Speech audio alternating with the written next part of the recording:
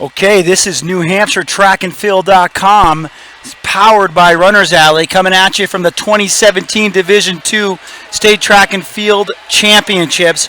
We are underway with the field event portion. The first half hour is the field events. Running events are set to go at 4 o'clock. And we're just kind of giving you a live look in at the high jump, which right now is at 5:10. And as you can tell, this place is already getting kind of nutty. Portsmouth just cleared. I'm not sure if that's Will Fahey, Garrett Huslidge, or Zach Whittam, but they just cleared that 5:10. I'm here with Coach Mike Smith from Messinic. He's going to be joining us today. Good evening. How's it going so far, Mike? So far, so good, but we just got started, so we'll see how it goes. Well, we had a great Division I meet earlier today where both team titles were decided, and there's another clearance of 5:10, and I believe that would have been the Wyndham top seed maybe? Luke Leonard. 6 feet is his PR. I mean, you look at some of these PRs here with the 6 feet 5:10s. We're already getting up to where this competition is going to get decided. Absolutely. And looking at it, we've got what is that? 6 of them, I think, having cleared 5:10. Another clearance, and Portsmouth kind of needs this. They have 3 high jumpers in here. Portsmouth needs this event to go well, I would say, to have a shot. So looking at the meet overall, while we're looking at the boys' high jump, you know, it looks like we have a pretty tight battle for the top team spot between Trinity and Wyndham and Portsmouth. Here's another Portsmouth jumper. Kid, yeah. And every point counts. That's 2, right? I think that's 3. That's 3 that clearance. might be the 3 of them. And Portsmouth, they do have a knack of getting ready for the big day, which obviously is today. And I think that's our Kennan entry. That's, if you want to take a shot at that. Noah Lautenschlager. I think it's Lautenschlager. I think I did that. I like that, Lautenschlager. 5:10. This is his PR. This will match his PR as well. So we have Trinity, Wyndham, and Portsmouth all kind of in a dead heat, if you will. Oh, that was close. But it's all in a dead heat, if you will. And honestly, that's going to be the way it is. So this high jump is going to start out. Man, if they can put 3 in the top 4, that will certainly bode well for them, I would think. And Trinity Trinity has like studs, 3 or 4 studs. Yeah, Trinity's an interesting. They had I think top seeds before they figured out what they were doing. I think when you look at the battle notes, I think they had top seeds 1,000 down or something. It was crazy. So it's real interesting, just on the backs of a couple of guys. So they're now going up to 6 feet, as you can tell. But yeah, so Trinity Wyndham is more of your track and field team, that they have a nice balanced squad. And Portsmouth also, they kind of represent the balance of having a nice balanced track and field squads. Maybe not with the stars, if you will, like Trinity has. Because, I mean, Trinity, gosh, they have the best hurdler, the best sprinter. Yeah, absolutely. And the best middle distance 600 runner. guy, I think he's. So they're looking for a lot of points out of those guys. Got to be hoping for it. I mean, if they're going to do it, they're going to have to, it's going to be lots of firsts that they're going to need. It's not, they can't really settle for the 3rd and 4th places if they're going to be able to pull off what they're looking to do, for sure. And here, so we got Lebanon here, the first attempt at 6 feet, and this must be Ryan Sullivan. So he already PR'd. He already PR'd at 5:10 to get to 6 feet. Even to get here. Legit. In Lebanon, if you guys out there might not be historians of the sport, Lebanon is quite the program. They must have won 6 or 7 or 8 in a row at one point in time. They've been going, there's been a lot of years that they've gone back to back to back in Division II, so they won 3 in a row from 2008 to 2010, and then they won again back in 2014. So they've always been a storied program. They won in 2005 and 2003 as well. And they're multi-events too. They seem to do really well in the multi-events, the hurdles. Correct. We got another Portsmouth guy up there. So what we should count right now, this is the first one attempting 6 feet. Yeah. That's a miss. So this might be a little ugly, but these are all still for points. And so can you explain, Mike, to the casual track fan out there? So what if they all go out at this height? How is order decided as far as points is awarded and such? Well, they don't go backwards ever with the bar except for deciding first place. So that's it. And then they'll be looking at the number of jumps, misses attempts that they've had at different heights, and they'd kind of figure it out from there. But the only time they ever go backwards is if there's a tie for first. No ties for second. So do they ever split points in the high jump? That's a good question. I don't know. I'm pretty sure they do. So we'll see another Portsmouth jumper. Yeah. Oh. So you That can went see off with his arm. a lot of PR. People have already said, kids have said a lot of PRs already here at the high jump. So Absolutely. this could be a little bit of This could be it. This could be the height now that we Luke see along Leonard. the golf. This is his PR. So This if he is. clears this, he'd be in pretty good situation to win the event. He's the only one in the field that's cleared 6 feet. He didn't like that one. Now, Didn't they like have the about look a of that. minute. They have Yeah. about a minute to make an attempt, so he does have time. You know, he can't necessarily take all the time in the world, obviously, right now, but he does have time to make another attempt. But again, 6 feet. 6 feet, he looks pretty good right now. First event for you today will be the girls 4x800. That'll start right at 4 o'clock. All right, he missed on that attempt, so he's going to have a couple more.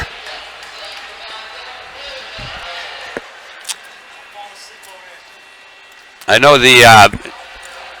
looking at the state record and stuff with Dwight, I'm not even sure. Barbiez, yeah, from Milford. I remember watching him jump, and it's amazing when you start looking at a height that's above the jumper's head, and you see these guys just go up and get it. It's pretty crazy. So here comes Portsmouth with their second attempts on 6 feet. So I'll tell you what, this place is going to go crazy if any one of these guys clear 6 feet right now. Absolutely. If you hear a roar ahead of us, that's what happened. Oh, that was close. Yeah. He has a little bit more speed going in He to looked get a the little flat penetration on of the pit. as he was going over the bar. Yep, definitely needs a little more speed going in. Second Portsmouth. Now again, we kind of jumped in this about mid-event, so we have no idea who's in what place right now based upon misses. Right. Oh, you didn't like that one, so No. you could still go back and do another one. On the girls' side, it looks like Sauhegan could be the prohibitive favorite for the team title. Again, Lebanon's there, and Oyster River and Portsmouth. The meet might be for second place with 3 teams, and that could be just as exciting to get a podium finish, bring home some hardware. Super Bowl. So but with just his legs. missed his legs. Now he could have a really good shot at making that the next attempt. He hits that hard and goes over it clean. He's got the height to do it. That's for sure. Now, defending champions for both sides. Portsmouth is defending boys champion. Milford is a defending girls champion. And then I mentioned Lebanon because 2010, 2011, they were 2-time winners. 2008, they won. And 2006, they won. So they've been here before. Their coaching staff certainly has.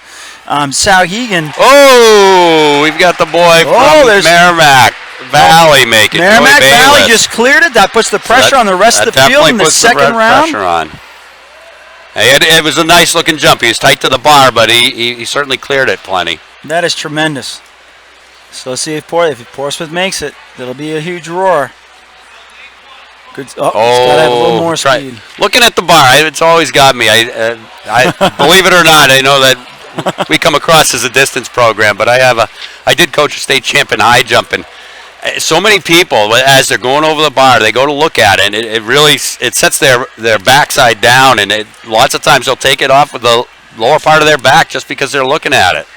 Cleared the height, but didn't get over the bar. So here's Luke Leonard. Second Wyndham. attempt. Wyndham needs this win. Like we said, there's no stars necessarily in Wyndham, but they definitely have a great track and field team. Ooh, too close. That's his second miss. This is going to be big coming up here. He could be feeling the pressure too with somebody that wasn't ranked ahead of him. Just clearing it. Sometimes that can play in your head if you think you're the number one guy. It's where the coach has to come in, settle Luke down, and make sure he has a good attempt on his third one. Yep. This is Ryan Sullivan from Lebanon. Came in as a 5'8" high jumper. This might be a little bit 6 foot now. A little bit to ask. Oh, that would have been 6 feet. Yeah. That was a great attempt. Took it off with his hip. That was close. He had the height. He's only a sophomore, one of only 2 sophomores in the field. So looking at his performance today, although he's done right now, looking at his performance, it looks pretty good. This must be Zach Whittam. And he had a good attempt on his second jump. This is his third jump. Oh, a little flat. All right. Just a junior. He'll be back next year. Mm-hmm. This is a great experience for these guys anyways. Certainly if you're a sophomore and you make it to the state championships, just being here prepares you so much better for what's coming up next year and beyond when you really can get after it. This must be Garrett Husledge. Husledge. He had a really good attempt. Let's Yeah, see he did. I didn't like that one. I don't blame him. You see him run by that not bar. look very good, It's over right? his head for crying out loud. I don't think I can jump on the mats anymore. Too high. Settle himself back down. Give it a good go.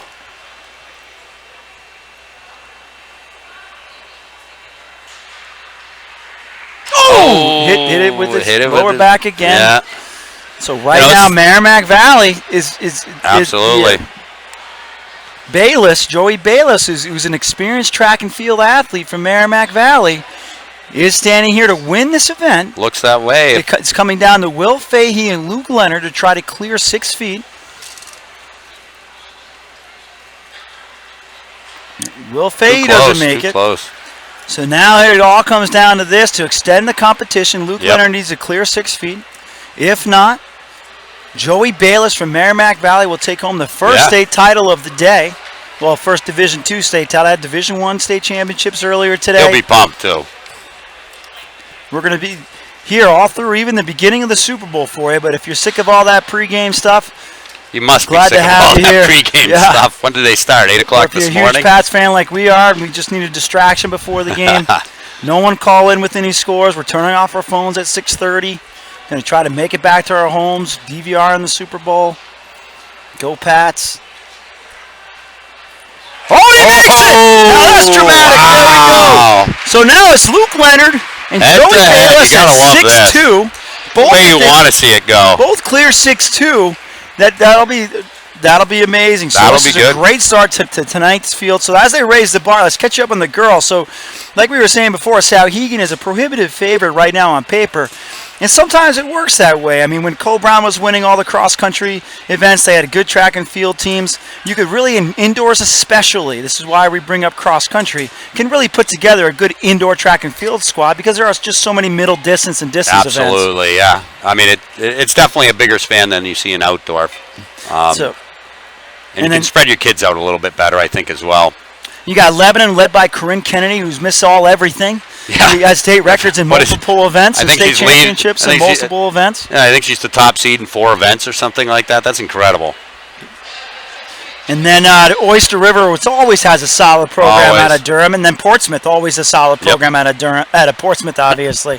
But both those teams are nice track and field squads. They have jumpers, they have hurdlers, they have sprinters, your occasional distance runner here and there. So they have a nice full squad. So it's something. There's 39 schools represented today in Division II, a much larger sample of schools in New Hampshire in Division I. What was there this morning?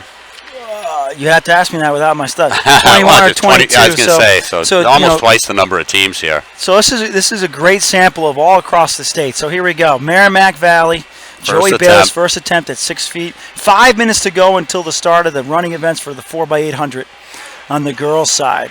He's jumping 4 inches higher than he's ever gone so far, so this should be good. Good speed. Oh. Okay, you know what? He was close, though. That was a good attempt for your first attempt. That was something else. You know, I know sometimes with this, you can be a fantastic jumper, but you have to be able to deal with what comes along, and sometimes that's, you ride the high, you got something good going, and you get in the groove, and all of a sudden just everything comes easy. So the fact that he's 4 inches above where he was seated doesn't necessarily mean anything if he's feeling it. Here's Luke Leonard, first attempt, 6 feet. They do get a little bit more time when there's just 2 jumpers left. He's definitely gearing himself up, that's for sure. He does have a little more time, so he is allowed to do a little bit more. So he's watching right now, you probably think he's not sure where the pit is, but he's just getting ready to go.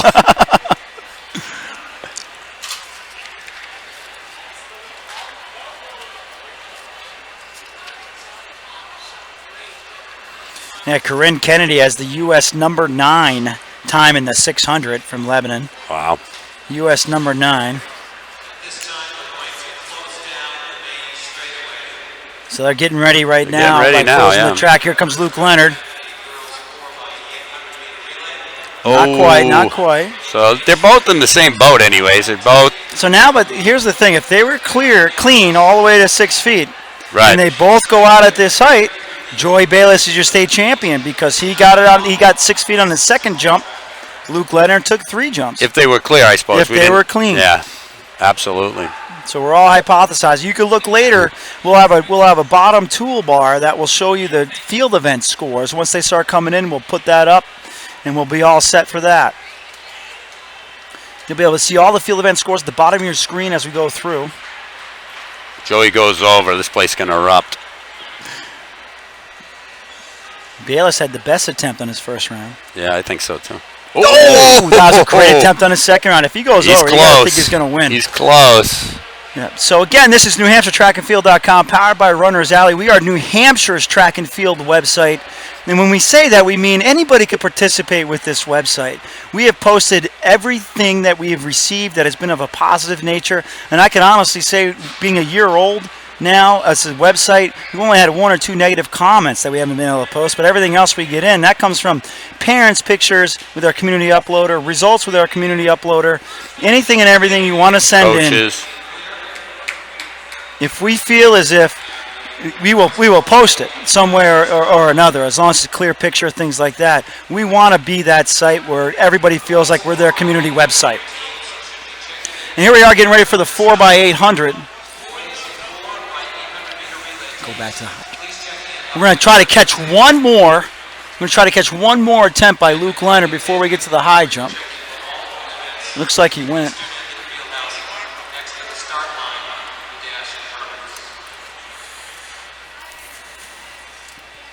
In the girls 4x8, we have Souhegan, Milford, Merrimack Valley, Co-Brown, Conval, Portsmouth, and Wyndham and Belmont.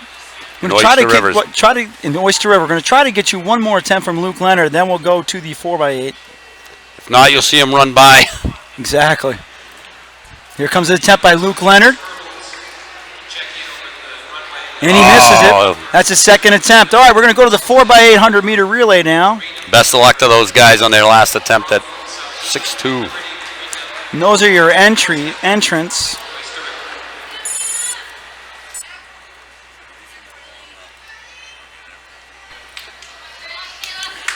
Okay, so Souhegan, Milford, Merrimack Valley, Co-Brown. Now, how would you play this if you were the Souhegan coach, prohibitive favor? Would you load this up? Because you have to keep in mind the top 6 performances from both meets qualify for New England's. Yeah, I can't say off the top of my head how many of these girls from Souhegan are in multiple events, but I think I would take my athlete that's not in many multiple events, put them in first, and tell them to go for it. I'd try to open up a lead as best I can, I think. Okay, see, it looks like they're just kind of getting out. Yeah, it looks like they're just trying to get up right space now, near the Souhegan front. in the lead. Wyndham is second. Portsmouth is third. Belmont, Conval, and Co-Brown.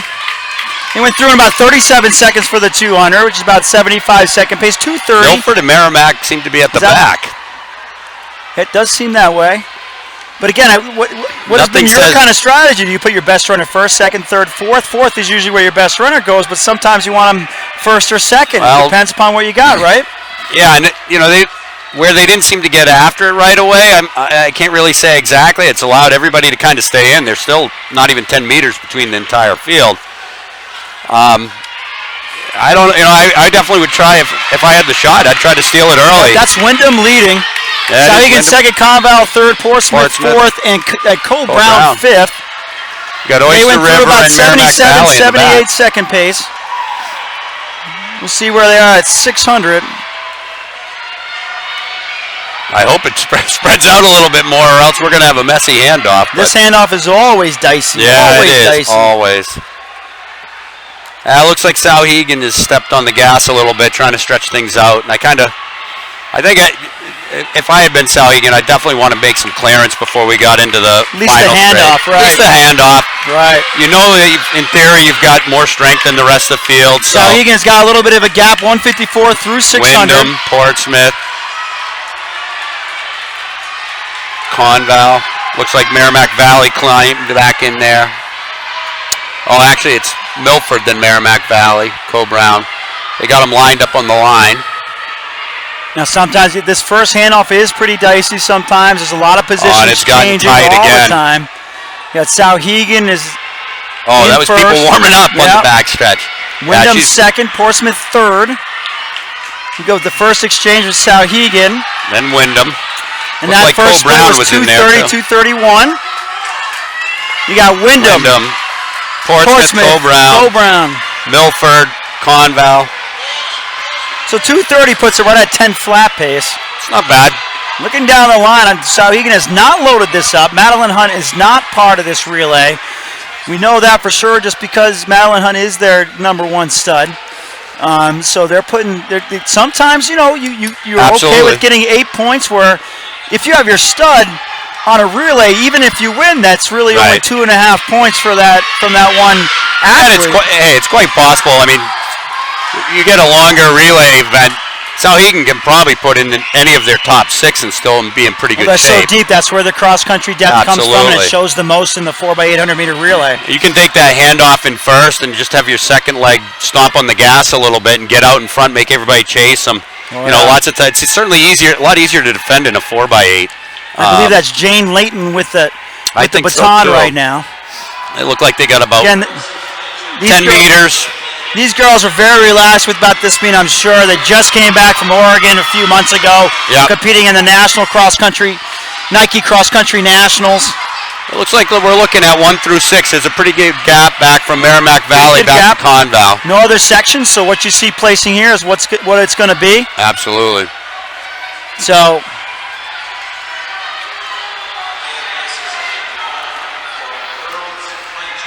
Sauhegan's definitely starting to open up a gap. Which is kind of what was expected. I mean, their seat time is 10:04. Now, the Division II record is 9:45 by Cole Brown in 2014.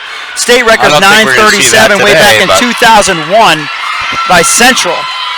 So, not sure. We'll see after this next handoff where we're at. So, Merrimack Valley was second, Portsmouth third, Wyndham fourth, Cole Brown fifth. I'm sorry, that's not Merrimack Valley second. No, it was Wyndham and Merrimack Valley sixth. That's Milford. That's Milford second. Now watch Milford. Milford always has a great track and field team, and slowly but surely Mike Wright is developing that middle distance squad. Yeah, absolutely. I actually was talking to one of their coaches on Wednesday night, and they've been hit with a little bit of sickness, so they're hoping to score somewhere around 50 points, and they're hoping maybe that's enough, but they know it's going to be tough. 224 leg, 455. It's 950 pace. 950 pace meters right now. Milford second. So Sauhegan's on 950 pace. Cole Brown's record 945.82 could be in jeopardy. We'll see what the third leg holds. Merrimack Valley, Wyndham, and Cole Brown coming in together. Drop the baton. Yeah, drop the baton. Get back in it. So the top 6 have definitely separated out. We're now looking at handoffs from Belmont, Conval, and Oyster River, but there's probably 30 meters down on them. So the top 6 spots, not to say that they've totally been decided, but we've definitely stretch things out a bit. This is Marissa Romano for Sauhegan, and the defending champ actually is Milford. They won in 10:02.96 last year with a lot of the same runners. A lot of the same runners, yeah. But we've now stretched out. There's probably 30 meters from first to second, and the same back to third. Yep. Definitely Milford's in chase mode.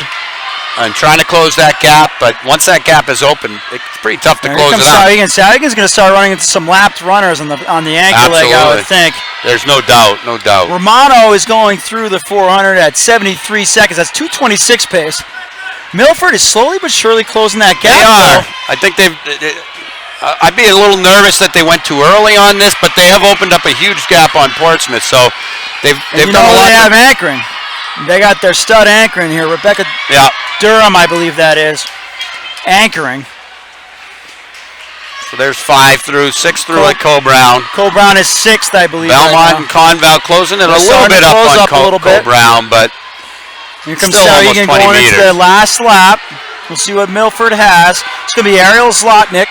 Yep, and she's tough. It's actually Alex Matzis, I believe, is anchoring. Here comes Romano. Yeah. So Sauhegan first, Milford second. Portsmouth have moved comfortably into third. Yep. Wyndham fourth. Merrimack Valley is fifth. And Cole Brown closing very well after dropping the stick to 6th. Let's see what this last lap has. She's just opened up a gap back to 7th, so that's good news for Co Brown. Here we See go. what their anchor leg leaves them. Here comes Sauhegan. We'll get you a split here. Romano ran at 2:31. They're at 7:27. They're going to be lapping runners now. They can run 7:48, 7:50 or so. Yep, 20 meters for Milford. Milford second. These are safely in second at the moment. Two very good runners on their anchor legs. This could get pretty good. This could get pretty good. Portsmouth third, Wyndham fourth. Close on 4th. Merrimack Valley. 5th. And then Co Brown. Co Brown 6th. Probably 10 meters up on Belmont.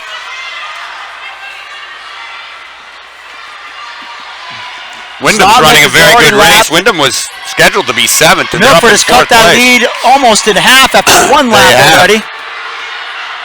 Last handoff for Oyster River. And there it is. All the handoffs have been made. Portsmouth is in 3rd. Wyndham 4th. Merrimack Valley. Nice wow, that is 5th. tight. 3, 4, 5 is real tight.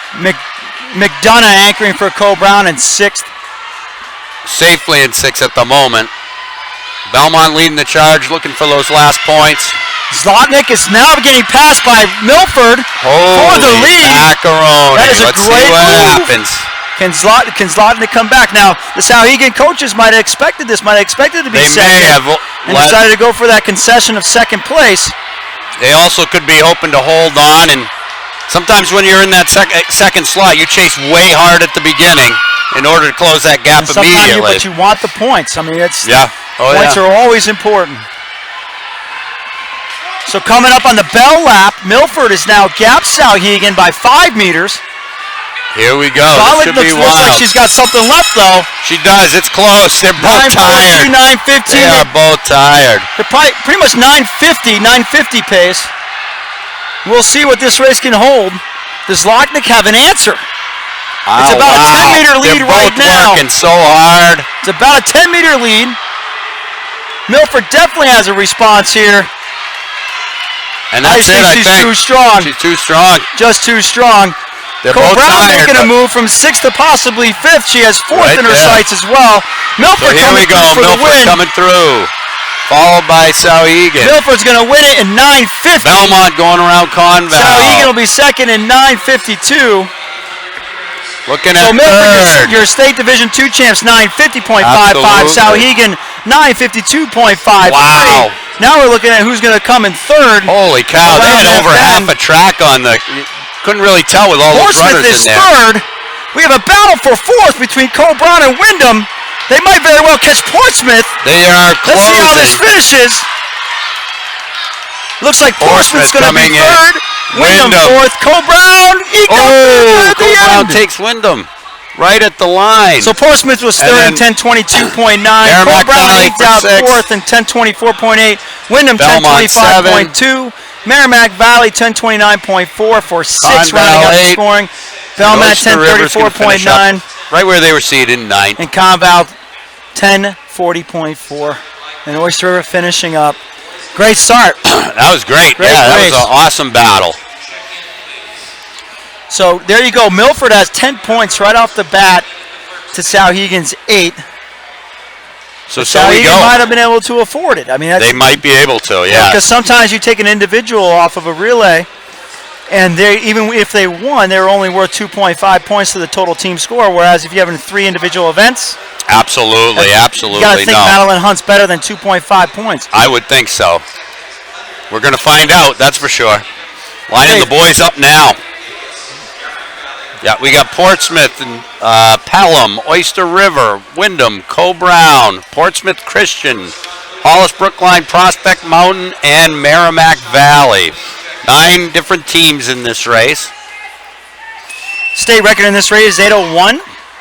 2008 by Merrimack, the Division I remember II that. record. They were flying. That was the Godfrey years, right? That was the Godfrey years. On your mark. Division II record was 8:19.95, 2014 by Portsmouth. And then last year's champ was Co Brown at 8:31.43. Should be interesting. There's 3 Three teams that have run under 840. Don't know if that's the same that we got going on here, the same lineup, because you don't have to run the same lineup that you qualified in. We got Portsmouth out to an early lead. That's Portsmouth out in the lead, out pretty good in 29. You had Chris Pratt from Cole Brown in second, and Oyster River third, and Cole Brown and Oyster River.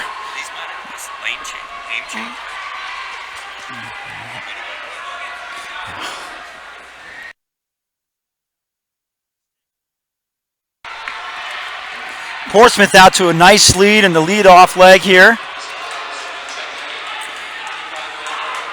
Cole Brown second, Oyster River third. Cole Brown and Oyster River battle it out for cross-country supremacy as Portsmouth goes out in 61. And that's a pretty honest pace. I'm not sure what the rest of this field is thinking going out in slower than 61 in a 4x800. But again, maybe they have different legs, different strengths. Portsmouth might have one of their better runners in the first leg. So that could just be the situation. Could be other people have changed things up. Right now, Pelham's at the back of the pack, so something's up there. So Portsmouth goes through in 133. Cole Brown, Merrimack Valley, Oyster River, Cole Brown, Merrimack Valley, Hollis, Brookline, Kingswood. They look strong. We'll see if Portsmouth went out too fast, if Cole Brown could make up any distance here in the first leg. Next leg could be Jack Ledger from Portsmouth. Cole Brown's second leg is sophomore Gabe Dealey. Portsmouth definitely coming in first, followed by Cole Brown. Portsmouth split on that. 206. Cole Brown has the second leg. Prospect Mountain coming through in third. Prospect Mountain in third. That was a great finish by the Prospect Mountain Absolutely. team. They were only ranked 8 coming in. Kind of dicey. Notice that we do have the new field event. Scroll on the bottom of your screen shows you the final results of the high jump. It'll keep going through. It looks like Jolie Bayless did win that in the judgment. They must have both went out at 6-2. They must have. So we didn't miss any makes, at least, by going to the 4x8. So here we go. Portsmouth has a lead. About 15 meters, and boy, is it tight. Top 6 definitely right in there. Now, a lot of times the second leg can bring you right here. I think that's Cameron Starr running for Pelham. If that's Cameron Starr running for Pelham, they're going to make a little bit of a move. And he's got a workload against him today. Holy mackerel. Yep. Can't say that I'm upset. I've got a guy in the 3K, so it'll tire him out. I'm down with that. Go for it. Come on, Pelham. Let's go. Cole Brown making some inroads on Portsmouth. The rest of the pack is tight. Holy cow. This is not over. This is way not over. This is way not over yet. Not here.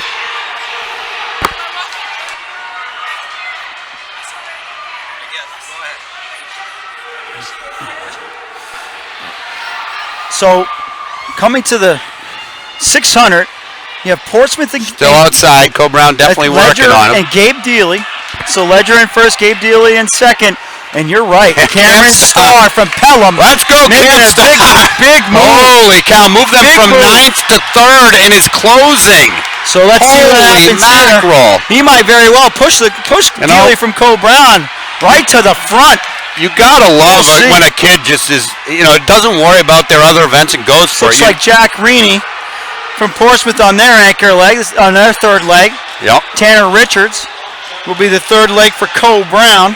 Was he voted the prettier Richards or I can't remember. No comment. No comment. That was a 2:08 by Portsmouth. And Pelham, I wonder what Cameron Starr ran. From 9th to tied to 2nd on the handoff. They're on 8:30 pace. They were the mid-split at 8:30. So on 8:30 pace. So this is not too shabby of a 4x8, especially at a team championship like this one. And it looks like Portsmouth has just been caught by Pelham. Pelham's the number 2 seed, so they're no slouches. They ran 8:36 earlier this year. They must have been going reverse order. This is where Cole Brown, Tanner Richards has to keep that pack right there, that gap right there. There's 3, Oyster River in 4, Prospect Mountain and Merrimack Valley in 6. Then we're back to Hollis Brookline, Portsmouth Christian, Wyndham. I think that'll do it. So we're still close between 6 and 7 to see who's scoring some points. Portsmouth and Pelham. Pelham went out pretty good there. Pelham went out hard to make up ground, but he's still got contact. Going to hand off pretty darn close. 5:14. See what they have on the final leg of this one. Makes him at sub 8:25 pace at 5:14. That's not a bad pace at all. That is not bad. On a championship race day. All right, Merrimack Valley and Hollis Brookline battling for 6th place.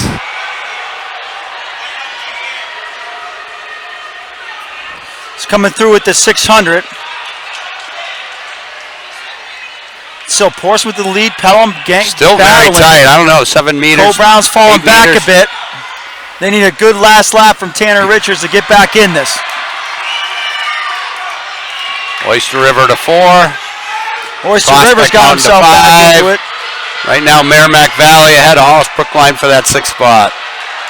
Actually getting closed in on Portsmouth Christian and Wyndham, too. Pelham has taken the lead from Portsmouth on this should last be lap. wild. Pelham has taken the lead from Portsmouth.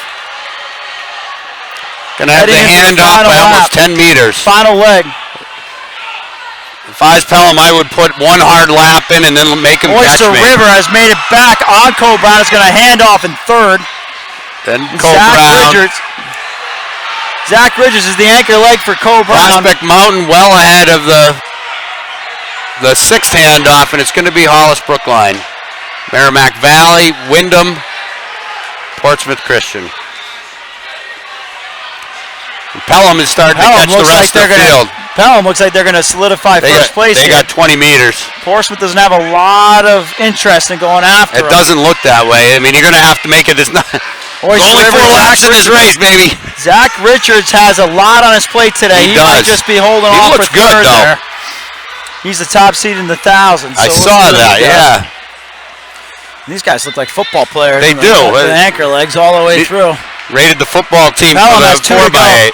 At 7:17 with 2 to go. And has opened 300 meters. I mean, 300 meters. 30 meters. Pace. They're on 8:20 pace. They could threaten Portsmouth's 2014 class record, division record. They're going to have to roll, though. Zach Richards just moved into 3rd. Doesn't look like he's trying to extend it just yet, though. 3rd, 4th. So Prospect Mountain's 5th, but Merrimack Valley looks pretty good in 6th. And the reason why we say that is it's the top 6 score points. Wyndham is 7th. Hollis Brookline is 8th at this point. Pelham is going. Sorry, they need a 30. They need a 29 to break. They almost Division have II a record. track lead. They have a shot at the Division II record if they come after this last lap. This is insane. Portsmouth's looking around looking back. Oyster River looks like he's sizing up Zach Richards. I'm pretty sure that's Harry Keegan, and he's going to be running the 3K, so I want to see him hammer too. Oyster River's making a move for 3rd. Here we go. Here we go. Coming off the back stretch and hurting a little bit, but it's not going to matter. The Division II record's going to be safe, but Pelham is a 2017 4x8 champion in the 4x8 100 meter relay. And at 100 meters. 8:22.90. Portsmouth's looking back. Cole Brown's coming hard, but not going to make it in time. Oyster River wasn't able to make the pass. Portsmouth is 2nd in 8:35.67. Cole Brown is 3rd in 8:38.21. Oyster River we got a battle for 40.57. Prospect Mountain, Merrimack Valley. Prospect will hold them off. Merrimack Valley will come in 6th. Hollis Brookline 7th. Portsmouth Christian's going to come in 8th, and Wyndham is 9th. So Prospect Mountain was in 5th in 8:49.06. Merrimack Valley 6th, 8:49.48. Hollis Brookline 7th, 8:50.68, and Portsmouth Christian 8:57.57. So great start to today. Yeah, that was fantastic, and the workload that Campstar did on that second leg to take them from 9th to 2nd. That's what did it. Amazing. Right there. That's what did it. The rest of the team ran good too, but wow, that's cooking. That is cooking. 8:22 is not too shabby for a flat Dartmouth track. I think you said something like the second leg split for the leader was 2:01 or something, and he came from. He must have ran 10 seconds down. Yeah, 158 had on that. to be. So right now we're getting set for the hurdles, the hurdle trials. So we're going to do the boy hurdles first. Now the reason why we do the boys hurdles first, and this is the only time boys go before girls are on the 55 hurdle trials and the 55 dash trials. If you were watching earlier, we explained it. It's just so the officials can keep them at the same height. It makes for quicker meet management and saves a little bit of time. Because we all want to get to Super Bowl. You do. I'm not all that concerned. I know that there's some local team playing, but other than that, I'm not really all that interested. Looks like we got Mr. Bayless up again in the 55 hurdle, so our winner of the high jump is coming back and running the 55 hurdles too. That's pretty good. You gotta love that. Well, they really do grow track and field athletes at Merrimack Valley. That's been a good program for years. Absolutely. They have the largest invitational in the state. I think the third Saturday of April this year. So if you're not doing it in that third Saturday, make your way to Pennacook. So again, this is NewHampshireTrackandField.com, powered by Runners Alley. We're here at Levron Fieldhouse on the campus of Dartmouth College, New Hampshire's track and field website.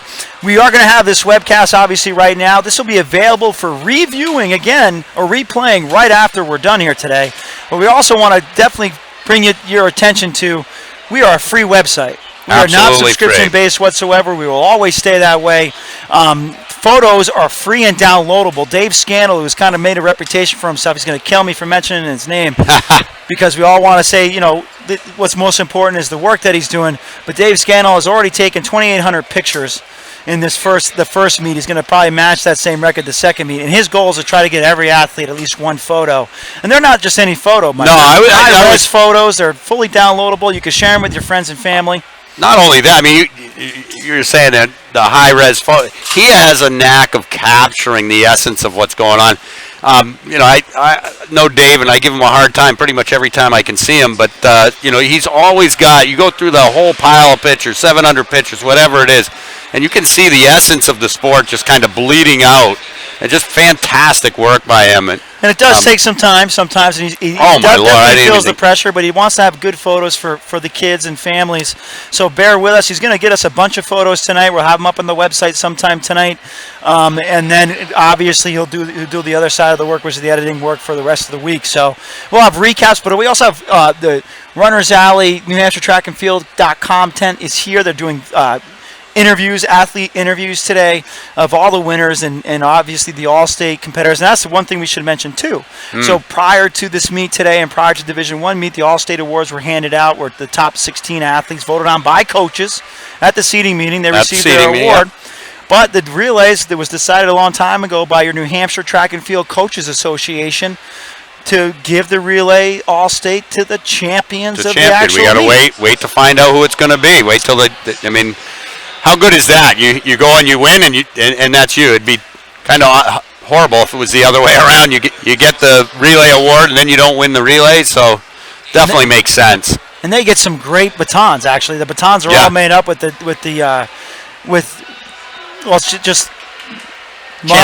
championship batons. All right, here we go with our first heat of the boys hurdles. We have Kapongo from Portsmouth Christian, Whittam from Portsmouth, Allman from Belmont, Thomas Trinity, Bayless, Merrimack Valley, your state high jump champion, Haywood from St. Thomas, Chen from Hanover, and King Sheehan from Kingswood. King Sheehan. I bet you he's going to like that one. They're up. Fair start. To the first hurdle is Trinity. Thomas from Trinity, and he's the favorite. And he is the favorite. He's going to be looking to just get through. I can't really tell on the finish on that. It's going to be Thomas from Trinity. Yep. 794. Bayless from Merrimack Valley. He's having a good day. Haywood from St. Thomas. Allman from Belmont. We got Chen from Hanover. Whittam from Portsmouth. Sheehan from Kingswood. And Kapongo from Portsmouth Christian. Now it's the winner in the next of each heat. There's two sections. Winner for each heat. And the next 6 fastest times make it back to the final. So Thomas is headed on. I'm sure Bayless will get there, but Thomas is the only one we're secure on right now.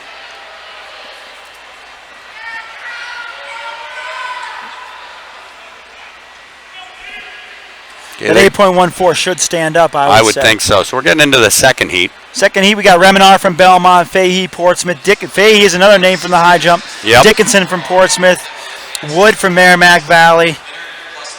Clatcher, I guess. Klahar. Now, he's been sick. I'm not sure if he's going to race. We'll have to see if that lane is open. Kind of looks like it might be. Looks like he's going to give it a shot. Frey from Wyndham, Manning from Oyster River, and O'Brien from Milford.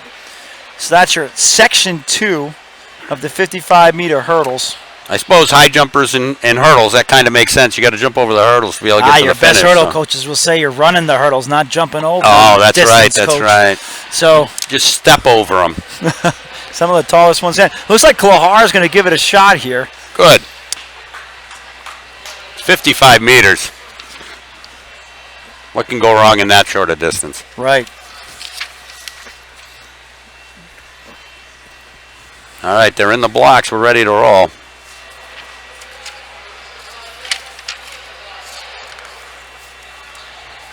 They're up. Fair start. Fair start. Looks like we got Wood out front. Wood out front. And we'll see.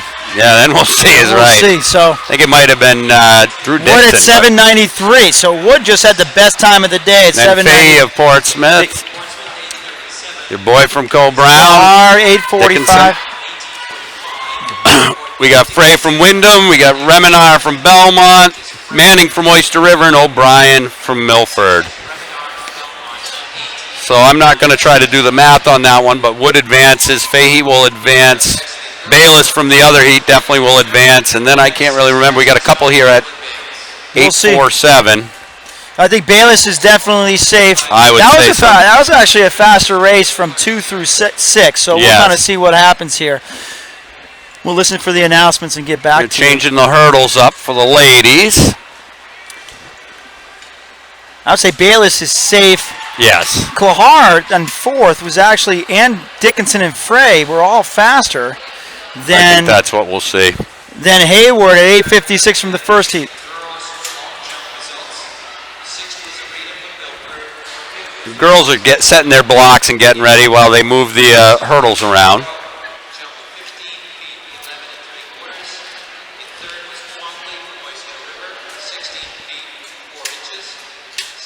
So again, you're seeing it takes a little bit of time to adjust these hurdles, and that's one of the things by running the boys first, get the higher hurdles out of the way. They set them down lower.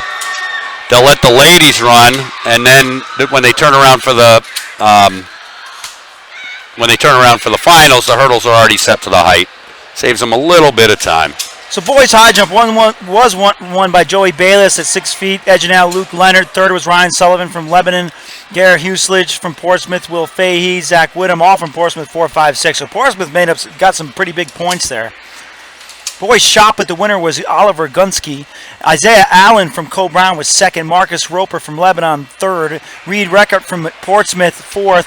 2 Merrimack Valley studs, 5th and 6th to round out the scoring. Again, all your field event scores will be placed at the bottom toolbar. Girls long jump. Acadia Mom White in Portsmouth, 16-7. Natalie Liberty from Wyndham. Ziana Twombly from Oyster River was 3rd. But here we go, getting ready to start the girls. So we got Boothby from Kennett, Dickinson, Portsmouth.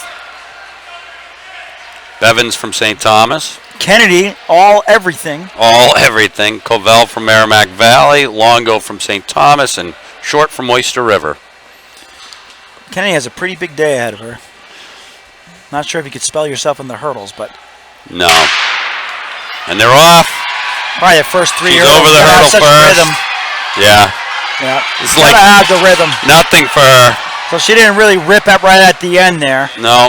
So first you got Kennedy at 8.80. 2nd from Merrimack Valley, Colville 9.49. Longo from St. Thomas 960. Dickinson 963 from Portsmouth. Bevins from St. Thomas 985. Short Oyster River 1029. And Boothby from Kennett.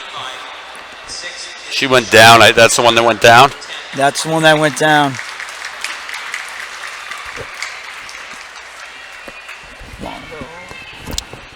So again, there are just 2 sections, so the winner in the next 6 fastest times. So Colville's at that 9:49 and Long is at that 9:60 right now. So in this heat, we have Barham from Souhegan, Bayer from Bow, Fisher from Oyster River, Russell from Monadnock, Mom White from Portsmouth, Bevins from St. Thomas Aquinas, McKenna from Kingswood, and Banish from Conant.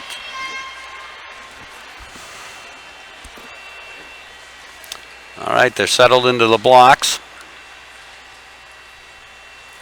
Well, they're settling into the blocks. Lane 7 getting set.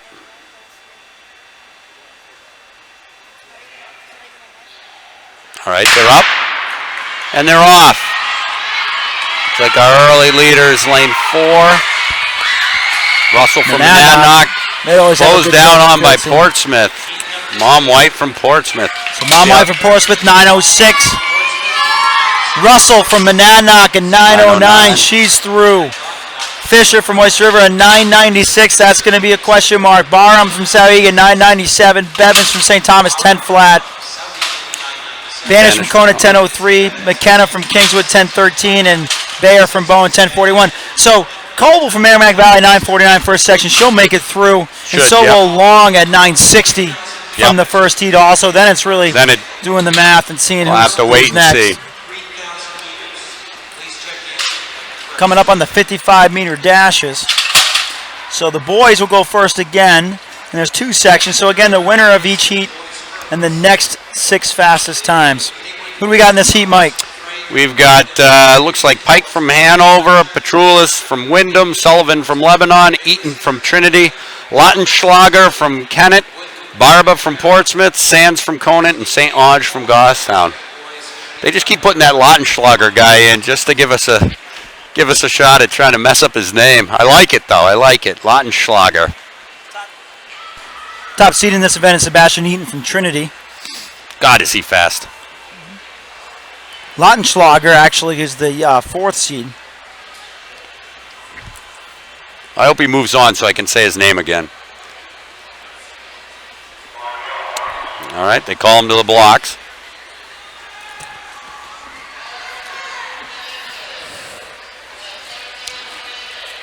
Again, Eaton is in this event, this heat right here. So we look for, he has got a pretty big menu today. We'll look for him to maybe shut it down with about 15 meters to go, I would say. Get out early and roll through the finish. Oh, you say set, or did he put his hand up? I didn't see. I didn't see either. It definitely came out of the blocks. Okay, so they're letting him stay in. I mean, I guess he did it early. Yeah, it must have been something. That would have been a big judgment call, so I like that they left the lad in there. Absolutely. That was Tyler Sands from Conant. Got a great veteran crew. Bob Jadari starting. Yeah, oh my gosh, yeah. Al Halpern. They're here for the kids, the right reasons. Absolutely. Oh, that's going to be a call. So Goffstown would be out. Looks that way anyways. Oh, is Al going to leave him in? Wow. Al's going to leave him in. Wow. I like that, actually. I do too. But there's some people that might not like that.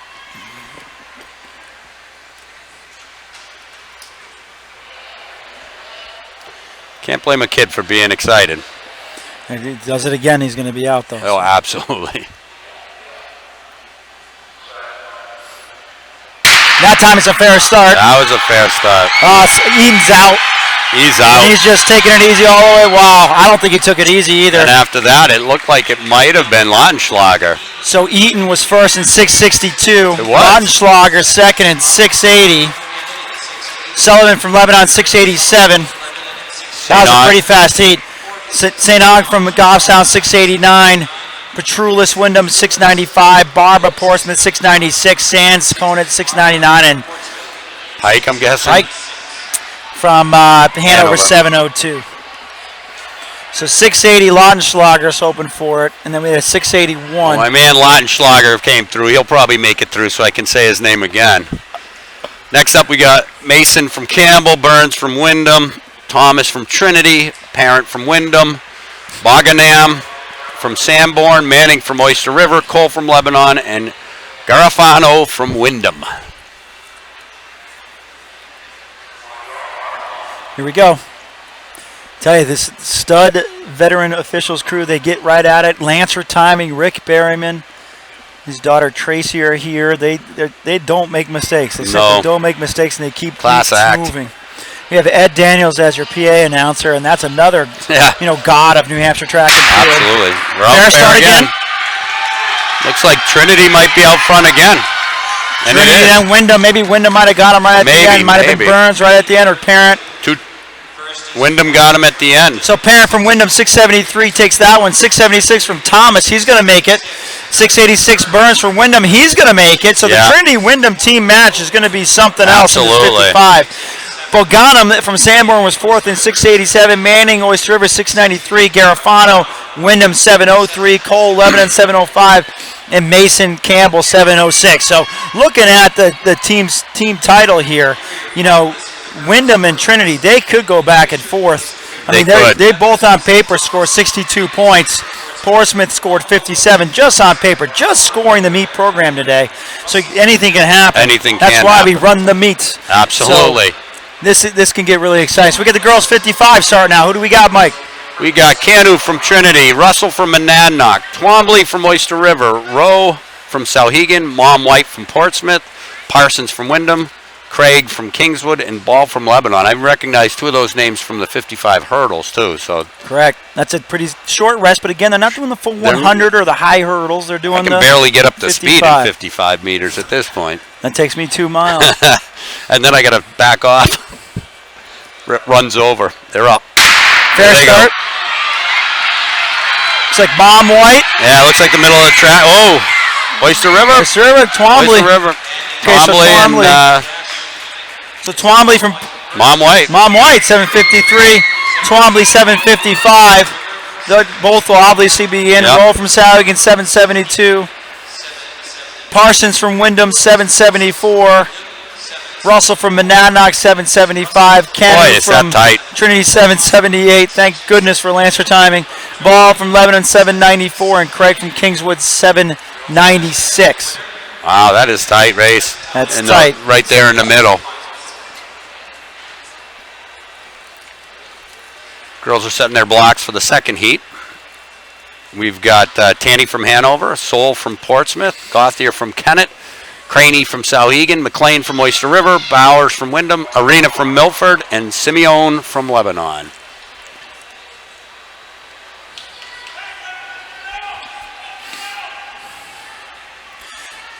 So Sauhegan, the meet favorite, doesn't have anybody in the 55. This is one of the only events that they don't have people. Well, they have Cranny. I'm sorry, I take that back.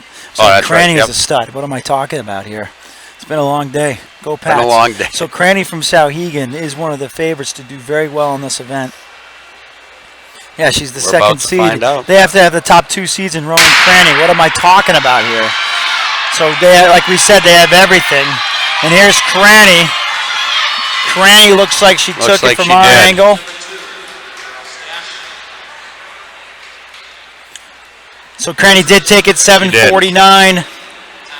McLean from Oyster River, Devin McLean from Oyster River, 749, dead heat, but looked like they gave the win to Cranny. But McLean won't have any problem getting in. Bowers from Wyndham, 764. Bowers will get in too, won't have a we're problem. In the 7-7. Soul from Portsmouth, 777 should make it in. Gauthier from Kennett, 779. Arena from Milford, 784 was 6th. And Simeone from Lebanon, 8th. They're bringing the girls in the 3K to the line. This should be exciting too because we got Madeline Hunt, the number 1 seed in there, and Julia Robitaille, who's certainly not afraid to go for it either.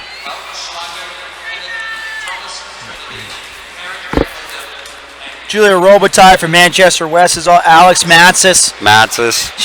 Ververka, she's a beast. Claire Ververka from Conval. Jenny Battier from Portsmouth. Allie Pratt, the well-decorated runner from Co Brown. Alice Riley, Belmont. Danielle Slavin from Oyster River. Shannon Early from Sauhegan. Sarah Dupuis from Co Brown. Maddie Bond from St. Thomas, and Hannah Daly from Co Brown. We got 3 Co Brown girls in there, 2 Sauhegan girls, and a lot of girls that are going to want to run fast.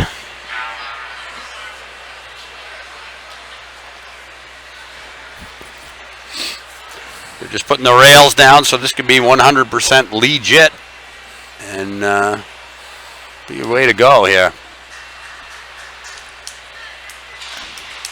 It's funny how you look at all the athletes, how they're getting ready when there's a little bit of a delay. You have some that are just relaxing, some that are moving around, some could be yawning.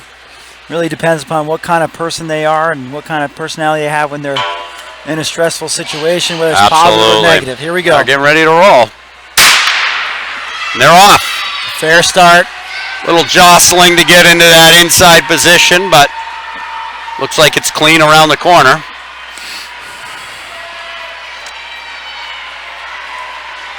Madeline Hunt establishing herself right at the front. It looks like we got Julie Robitaille right behind her, followed by, I'm guessing, Allie Pratt. Yep, Allie Pratt is third. Looks like Slavin in fourth, Matsis in fifth, Alice Riley sixth. I would expect Hunt and Robitaille to push the pace. I would Pratt to too. be right there. I don't see any reason not to. They're through in 38, 39 seconds. And the only reason I would potentially even see that you'd see Hunt maybe slow things down is if she thought she could get her teammate in to tow her along and stuff. But I don't think Julie Robitaille, who she doesn't have anybody to worry about, she's not going to let it go slow. Well, I tell you, I mean, just the distance events in Division II as well as Division I are so tight. I don't know if you could gamble to play around like that. I don't think you can. And Robitaille straight to the front. She's not going to. She knows that this is her go-to event, and she's just going to get at it and make everybody chase her. I love that. Back. Allie Pratt just sitting back. Matsis, 79, Riley, Ververka. 79.80. That's a nice, solid first lap. First 400, I should say. They look smooth. That's right at 10 flat pace. 10 flat. Right That's at 10 legit. Flat pace for 3K. I think lots of times you see the I'd athletes. say it's legit. The Division II record is 10 flat 89 by Georgia Griffin in 2008. Well, there you go. State record Amy Rustin 9:59.34 by Nashua back in 1999. I mean, that'd be something if I'm Julia's sorry, I going take that after back. Jackie Gahn broke that record, smashed it, this ran morning. 9:44 this morning. That'd be something So if through the six in about 2 minutes. Madeline Hunt second, Allie Pratt third, Claire Viverica fourth. Matsis fifth, Riley sixth. Looks like Bate from Portsmouth in there as well. But Julia's she's taking this race by the horn. She's gone straight to the front. Well, you kind of like that, you know. I love it. Making an honest championship race. You know, sometimes I think that's a great move by her. It takes guts to do it. And if you don't have the kick that somebody else does and you know it, you got to make them hurt, and you got to make them hurt early. So we'll see what the pacemaker makes, but we got obviously Robitaille first, Hunt second, Pratt third, Viverica fourth. 2:43. 2:43 at the 800. Riley was fifth.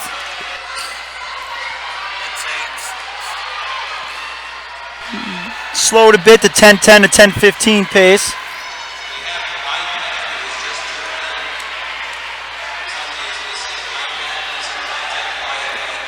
See, Robitaille still just turning it over. Now, I would say Hunt and Pratt and Viverica are starting to make a little dent in that lead. They don't want to let her get too far ahead. And you got Matsis from Milford trying to join that pack of three. It'll be good for her if she did. Absolutely. Jenny Battier from Portsmouth would try to join that pack as well. Honestly, if they join that pack, it's all going to come nice and tight. That pack is tightening things up. You got Slavin rolling at the back of that pack, so you know it's totally legit if that's the case. Sarah Dupuis behind Slavin. So Anna Daly not losing any ground, but Anna Daly, a tough road for her. She ran the 4x8 just a little while ago, and they didn't take a break. So it's tough to come back running the 800 to 3K. So, but again, getting experience. They were out pretty quick. And the whole pack is up there. So they're not all in that same caliber. Somebody's coming off at some point. All these girls look strong at this point. We're coming up on the still 1400 meter. Madeline following, Allie Pratt, Claire Ververka opening a little bit of gap back to Matsis. They're relaxing a little bit. That was an 83-400, so they're relaxing a little bit here. Slavin's moving up through the pack. She's looking pretty good. She might have recognized that the speed was a little too hot out front and is just going to run her own race and let it all come back to her. Definitely coming back. We'll see what we were at the mile and give a kind of thought on what can happen next. I think it's anybody's race at this point, but look at Madeline Hunt taking the lead of those three, still taking the lead. Viverica's putting herself into it. Absolutely. It's not panic time yet. No, not at all. I mean, actually, they've worked a little bit back, too. Viverica's, she's ready to go. So I'm sorry, at 1,400 meters, that was 450. I'm sorry, that was 450 at 1,400. 10:20 pace now for 3K. 10:20 pace now for 3K. So you got West first. They are closing up the gap little by little. Pratt's got to stay tough right here. There's a little bit of a gap developing between third and fourth. Not much, though. Matzis from Milford in fifth. Portsmouth Battier in sixth. Slavin in seventh. Here we go, making coming that to the gap mile. up They pretty just well made there. up a lot of that. Here we are at 5:31 at the mile. That's a 11:02 pace, easy for the 3,200. Right. But a 5:01 and a 3K, you're on pace to run 10:45 3K. So that was 10:45. another That kind of a pack is slow lap. not splitting up. They are staying tight. They're all working on it. Some of these girls are definitely running faster than they've run yet. So, regardless of who takes this, you're going to see some fast times for the girls behind them. That's for sure. Madeline Hunt now right on. Julia Robitaille and Claire is Viverka right definitely- there as well. They're starting to catch the back of the pack, and Hannah Robitaille, Daly Hunt, and Viverka now are in the starting mix. to navigate some traffic. Pratt has fallen back some, but still have plenty of time to come back. That 200 was a 42. That's an 84-second pace. They're not necessarily burning it up yet. We'll see how this one comes out. So for team scores, obviously they're counting on Hunt to score the 10. They are. Conval and West.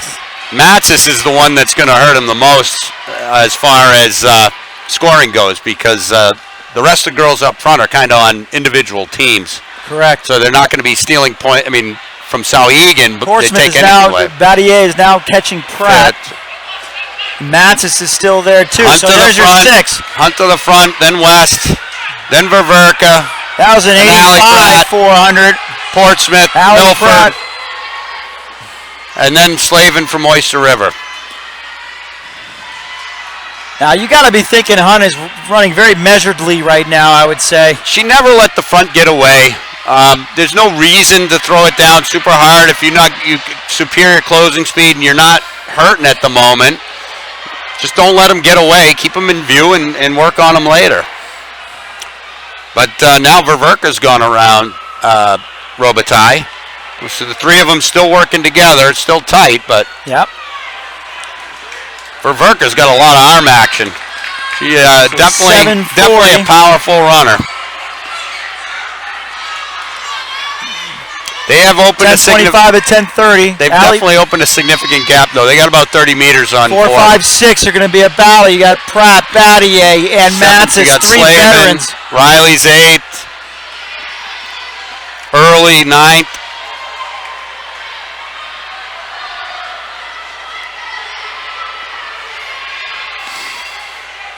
Coming around again. We've got Hunt, Starting Viverka. to lap runners now. Robitaille is trying to hang the inside lane as much as possible. They are beginning to lap some runners as well. Viverka's rolled up right on the shoulder of Hunt. We've got Matzis sliding in there to take 4th. Matzis making a nice move. Nice move. Allie Pratt in 6th. Slavin 7th. Riley 8th. Early 9th. So with 400 to go. 400 to go. They're going to be coming up on 400 to go. 2 laps to go. Hunt and Viverka practically side by side. Now Robitaille's not out of it yet. No, definitely not. Viverka's right on the outside shoulder. Robitaille's back about 4 meters. Still in it, though. Looks like they're starting to crank it up. Looks like Hunt's starting to pull a little bit of a gap. Matzis making a good move. Pressure into for 4th. Battier 5th. Slavin has now taken over 6th. Sixth. Alice Riley, Division 3 Seventh. champion from outdoors, is 7th. From cross country. She was actually 2nd in track to Joelle Lafernier, who's running, I think, the 1,000 and the 15. Right, that's what I meant. Right. I know that's what you meant. Madeline Hunt's One gone to to the go. arms. Viverka's pulling up as hard as she can beside her with 1 lap to go. Finish. They pulled away from Robitaille. Dropped down to Both of 78 them. second pace. Dropped down to Both of them are 78 second driving pace. hard. We got a race. Madeline Hunt holding a 5-meter lead on the backstretch. Matsis, 4th. Battier, Vaverka is in full Riley, stride now. 6th. Slavin, 7th. Vaverka trying to close, but Madeline Hunt is very strong right now. Looks like Madeline Hunt's going to Madeline Hunt come through. in and win the 3,000 in 2017 Absolutely. and 10:18. Vaverka with a great effort for 2nd. Robitaille coming down the straight. So it's Hunt in 10:17.6. Vaverka, Conval 10:19.7. Robitaille, Manchester West in 3rd and 10:29.4. Here comes 4. It's going to be Matsis. Last year's winner was Elizabeth Danis in 10:07. Beatty. And Matsis from Milford. 6th is going to be Belmont. Alice Riley. Oh, maybe not. Might have got nipped at the line. These guys see the can. Oh, she got it, but barely. Okay, so Battier was 5th in 10:43 from Portsmouth. Belmont 6th from Riley, 10:46.1. Slavin was 7th at 10:46.3 from Oyster River. Pratt was 8th in 10:57.3 from Cole Brown. All right, we still got 2 on the track. I'm going to leave you for this one because I got a guy in this one race, and okay, thanks, Mike. I will be back right after he's finished. Have fun. I will. All right.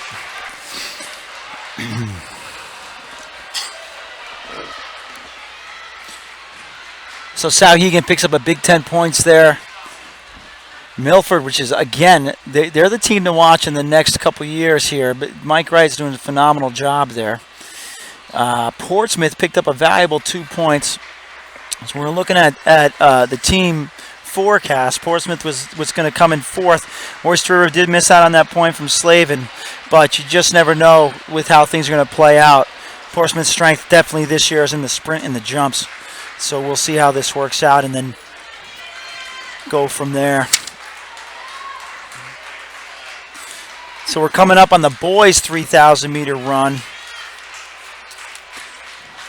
Now, as we know, Mike Smith does have a runner in there. Boys' 3,000 meter run, the state record. The state record is held by Francis Hernandez in 8:42.52. We say that because Patrick O'Brien is in this race. His PR this year is 8:43.02. He is definitely, it would be really great to see him go for that state record. That would be absolutely phenomenal. Cameron Starr, 2nd seed. He just ran that grade 4x8 at 9:04. Henry Keegan, 3rd. Oyster River, 9:22. Jake Movisian from Messinic, 9:23. You'll see him doing some interviews later for us. Evan Tanguy from Co Brown, 5th seed, 9:30. Florian Bochert from Milford, 9:34. Dawson Adams from Monadnock is 7th seed.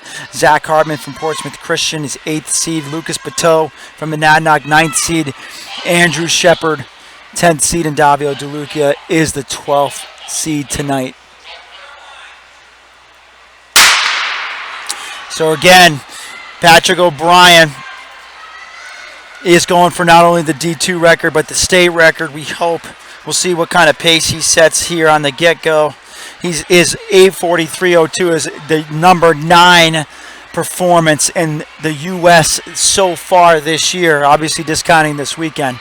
But judging by the way he's going after it right away to the front, this could be the state record run we're looking for.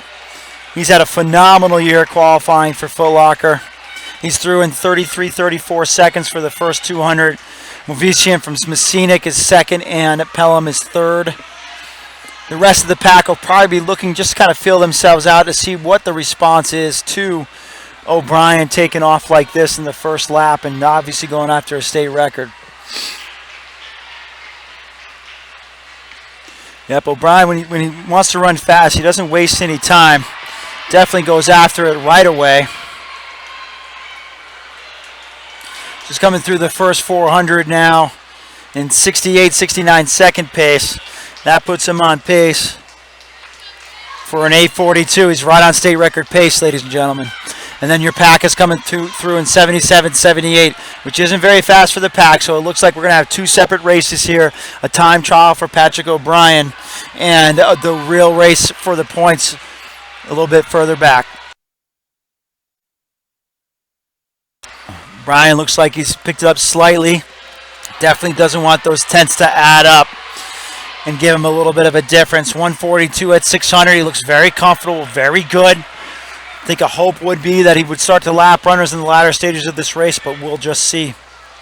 Cameron Starr playing it smart, having already run that 4x8, just sitting there in second or third, actually. Second in the pack, third overall.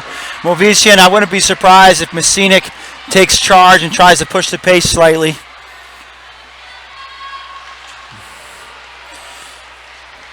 And here comes O'Brien. We'll give you a split for 800. Tell you where that stacks up for the state record. That was a 67, 216, 215, I should say, through. And that brings him, wow, that brings him right to 8:35 pace. So he's doing phenomenal right now. We'll see how he holds up with this. Rest of the pack through in 2:33. It's about 10:12 pace for a 3,200. Which brings you to about 9:40 for a 3K. So we'll see how this develops as well. They're not going after it quite yet. O'Brien through the 1,000 in 251. O'Brien through the 1,000 in 251. That's 8:35 pace. He looks very good. Again, the state record is 8:42 by Francis Hernandez in 2009 of Bishop Girton. The rest of the pack is going at a very leisurely pace right now. No one willing to make that move. They're through the 1,000 in 3:12, 3:13.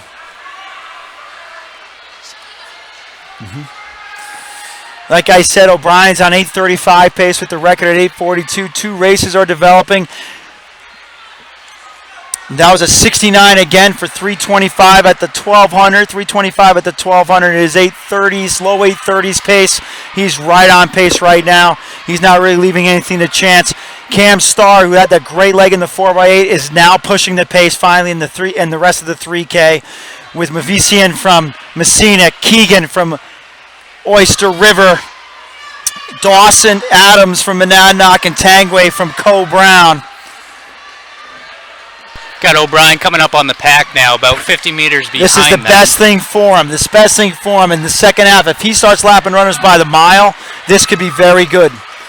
At least to have him have some help. He might have to swing wide on a couple. That might be a little bit problematic, but at least he has something to chase. It was about a 4-minute 1,400.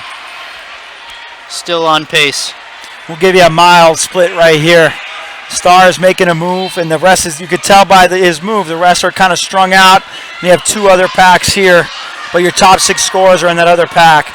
So coming up to the mile, 1,600 at least.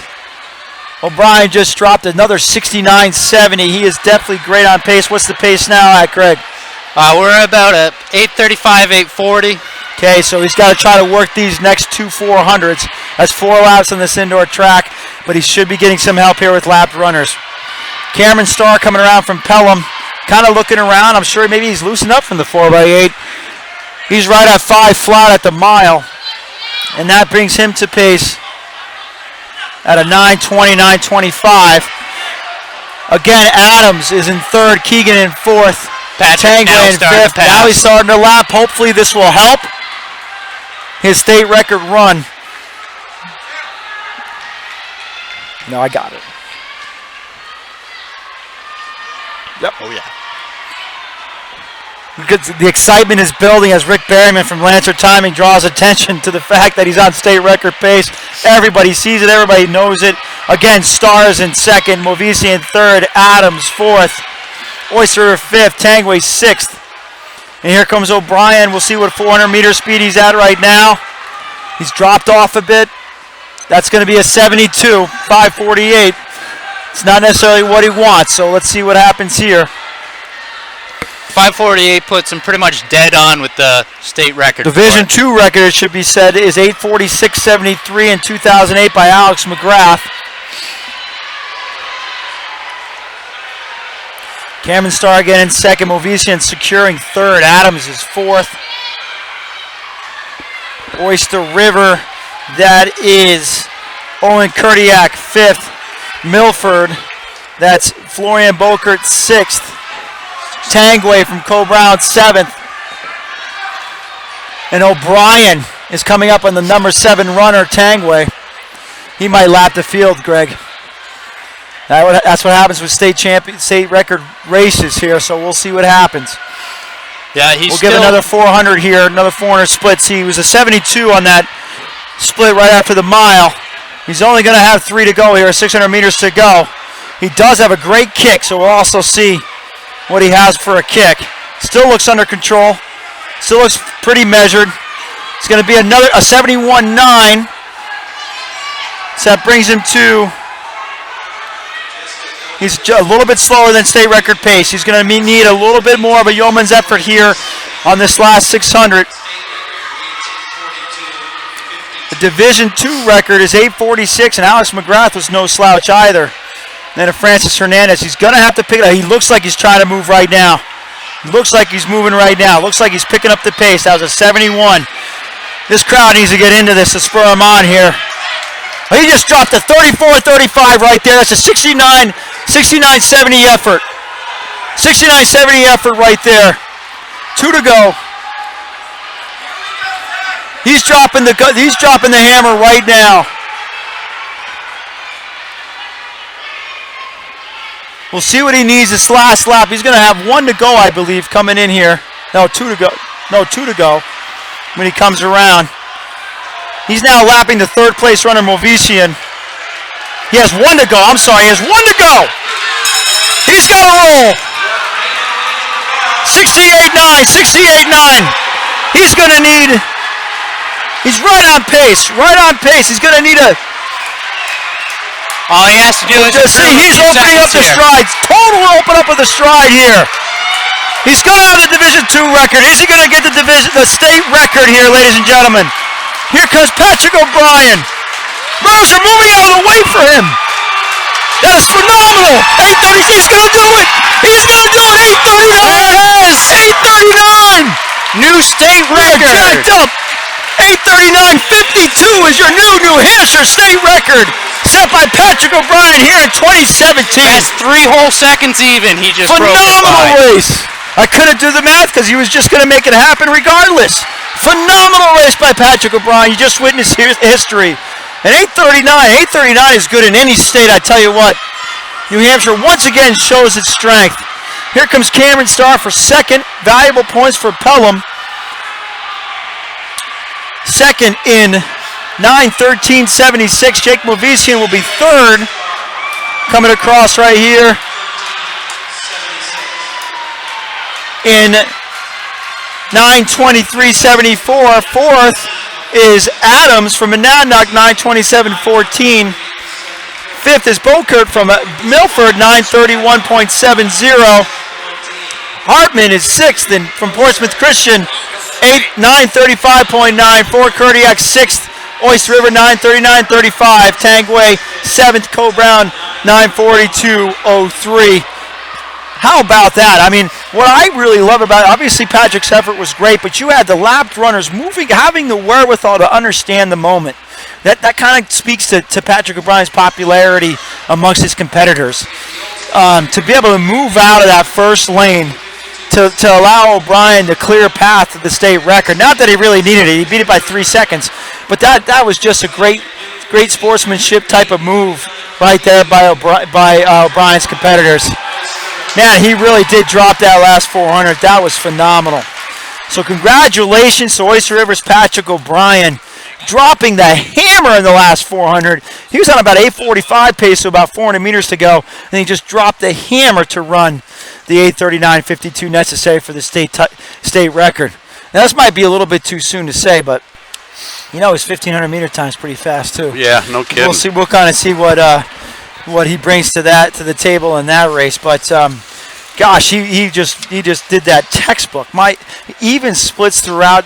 Struggled a little bit on the 5th and 6th 400, but then came back to take the record in the last 400. Knew where he was, I'm pretty sure. I mean, you were right down there on the track. How'd that feel? Oh man, he was just whizzing by. I mean, he lapped the entire field, I think with the exception of Starr, maybe even Ghana, but he went around my boy, and I said, Jake, just grab him for a little while, right? That that train, that was fantastic. Not so often do you see a lap field at a state championship event, but No. when a state record is happening, that's when that's okay to happen. And being on the infield was pretty interesting because there was just by the time we had 3 laps to go, everybody was in for Patrick. They knew what he was up to. He certainly didn't leave it like it was any surprise. I mean, he had 40-meter lead, I think, with 2 laps in. It was pretty crazy. So his seat time's 3:59.90 for the 1500, which is only a second off of the 1500 state record, John Schroeder 2006, and that's a little bit later on. But and it's a big ask. It's a big ask. It is. Oh, absolutely. So, some people can come back and run great races. Some people, they're just done. It's over. You know, they go to the well like that, and there's just no coming back. And you can't blame a kid. I wouldn't for put not being past able him to kind of put feeler out there the first few laps, see how his legs feel. Yeah, Because the Division II state record is there at 4:06.50 by Jonathan Vinenberg of Bow back in 2012, and I would think doubling back. I think he could do that. Oh, I think so for sure. Absolutely. So Brian actually he looked like he was just motoring along. I was right on the inside corner. There wasn't many people around me, and you could look at him, and he was not really struggling that much. Well, Brian actually is just ran on his new home track. Yeah, he's headed to Dartmouth. That's right. Coached That's by right. Barry Hartwick. So that's exciting. It is. Let's get out of the way. I got it.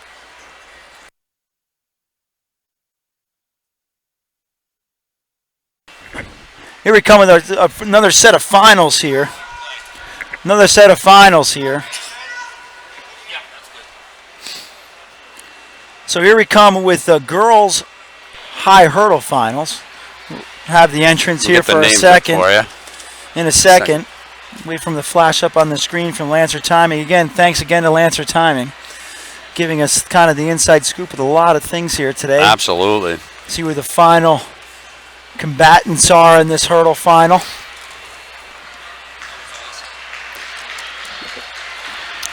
Looking ahead, I was just looked down, and I noticed the girls' 1,000-meter run and the number 1 seed there, Anna Harmon from Raymond. I was looking through the battle notes last week just to try to get a sense of what's going on with Division III for the spring, and 2 questions came up to me on that. With Anna Harmon, one of them being I don't really remember any outdoor times from her at all. Begging the question, does she run outdoor at all? The second thing I noticed is that she was qualified in every event every straight running event from the 55 to the 1500. That's pretty amazing. She's right now listed as the 3rd seed in the 1500, and I watched her run that up at UNH solo. And when I say solo, I don't mean all by herself. I mean the only entrant in the race. There was no other girls, and she didn't run it with the 1500 of the boys. Qualified in order to run 1500 here today, and she's running that in 1,000. That's just amazing to me. Here we go with the 55 hurdles. We've got Bevins from St. Thomas, Longo from St. Thomas, Russell from Monadnock, Kennedy from Lebanon, Mom White from Portsmouth, Covell from Merrimack Valley, Dickinson from Portsmouth, and Fisher from Oyster River. Keep your eye on the middle of the track, and Lebanon and Corrine Kennedy, as she's just mastered this event, and barring anything major, should be the one to watch. And then she's leading in a number of other events as well. They're all down there. They're getting something set up. I'm not really sure exactly, but it looks like they're doing hip numbers.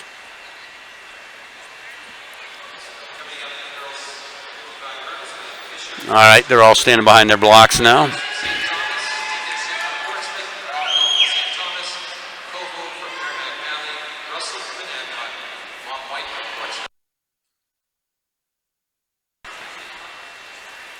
Okay, the obvious favorite here is Kennedy. Yep, just called them to the block, so they're settling in. So this is kind of Kennedy's first foray into scoring points today. I think they're counting on her for 40 points. She's in 4 individual events. And the top seed in 4 individual Correct. events. They're up and away. It's a good start. It's a fair start. Kennedy right away to the lead. Her and Portsmouth over the hurdles. This is just a matter of her making it over all the hurdles. Repeats as state champion. Definitely first. See what her time Fight is. for second. Well, looks tight for second. Kennedy's time, 8:62.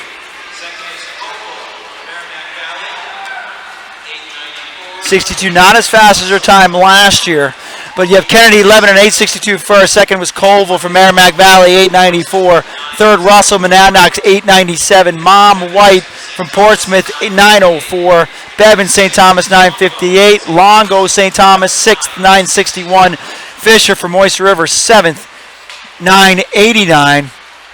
And Dickinson from Portsmouth, 8th and 10:02. You can't really blame Kennedy. I mean, blame is not the right word, but did not run as fast as she did last year. If she's got that much work on her plate, then she probably, probably a smart thing to be saving it up. Got a high jump too. The high jump is going to be the toughest battle for her. Yeah, the only tough battle.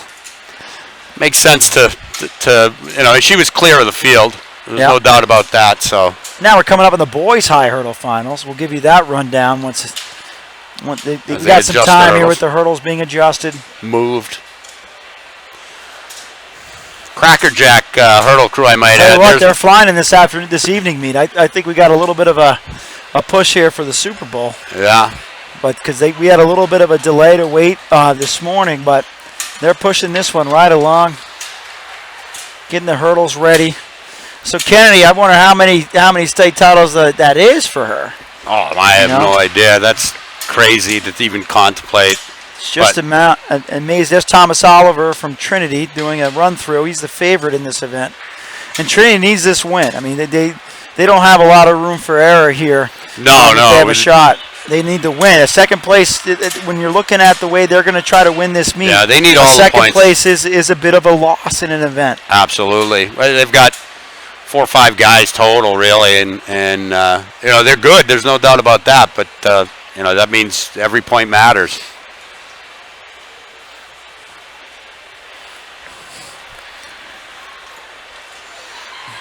Just checking the hurdles, make sure they're weighted right.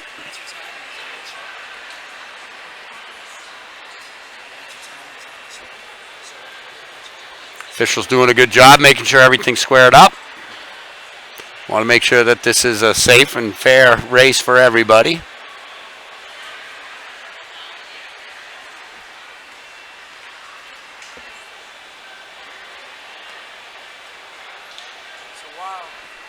So while we're waiting for this to start, we have some team event scores for you, just after 4 events, so very early. On the girls' side, Portsmouth is first with 22 points, actually tied with Souhegan with 22. Milford is third with 15 points. Wyndham fourth with 10 points, tied with Lebanon for fourth with 10 points. Merrimack Valley has 9 points to round out the top 6. On the boys' side, after 4 events scored, Portsmouth is first with 19. Pelham is second with 18. Oyster River third with 4. Actually, it's a tie for third between Oyster River, Merrimack Valley, and Cole Brown with 14 points. And the 6th place right now is Lebanon with 12 points. So that's where we're at right now at the team score. Not sure what the delay is right now, but they're just making sure they got everything sure set. Hurdles, everything set. We'll get you the list of names as soon as we get them. I'd much rather have that and make sure everything's set besides starting and not being ready. There is some conversation on the side. Okay. The starter's down here right now, so that's not quite ready to go yet.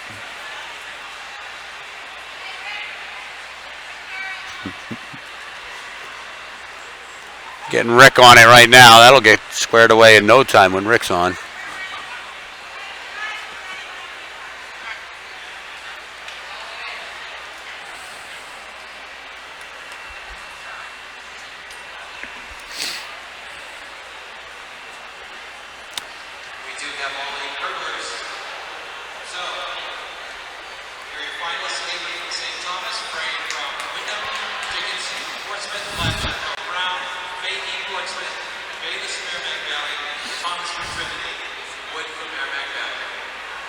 Sorry we didn't get you the names on that. They just read them out, but we don't have them. And seeing as it was a final decided by 2 heats, we don't have paperwork on that.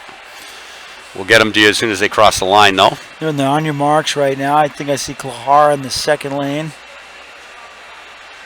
Powers is in the 5th lane. It's a fair start. That's Wood from Merrimack Valley. Powers has the early lead. Wood is second. Had a runner pull out. That was either Bayless or Wood. Bayless. So first place, your state champion is Thomas for Trinity, 756. Wood from Merrimack Valley, 781. Bayless, Merrimack Valley, 808. Clahar from Co-Brown, 833. Frey from Wyndham, 837. Fahey from Portsmouth, 841. Merrimack Valley taking home some big points in that high hurdles. They did. Dickinson from Portsmouth, 7th and 850. Haywood from St. Thomas, 8th and 961. Up next, we got the 55-meter dash finals. These are obviously the fastest races of the day. But looking at that, Trinity did exactly what they wanted in the 756 in that hurdle race. They needed that 10 points to keep pace with what they wanted to have happen. Merrimack Valley can't be too upset either. Tell you what, that's one of the closest I've seen of Demal McFadden's Division II record from 2011 at 749. And that, I mean, McFadden, that was insane. Got the girls 55. We got Parsons from Wyndham, Bowers from Wyndham, McLean from Oyster River, Craney from Sauhegan, Mom White from Portsmouth, Twombly from Oyster River, Rowe from Sauhegan, and Russell from Monadnock. So Sauhegan has 2 right here, and this is one of the places where they wanted to score a lot of points was in the girls 55-meter dash. You know, they have sprinters, they have distance runners, they have the top 2 kids in this race in Hannah Rowe and Abby Craney as far as seeds. But don't count out Devin McLean. The Oyster River kind of has a way of bringing sprinters along nicely. Absolutely. Especially for state championships. Yeah, Ricciardi does a nice job with those sprinters. Absolutely. Acadia Mom White has had a busy day already. She already has. She's 4th, but maybe she's just warming up. Could be.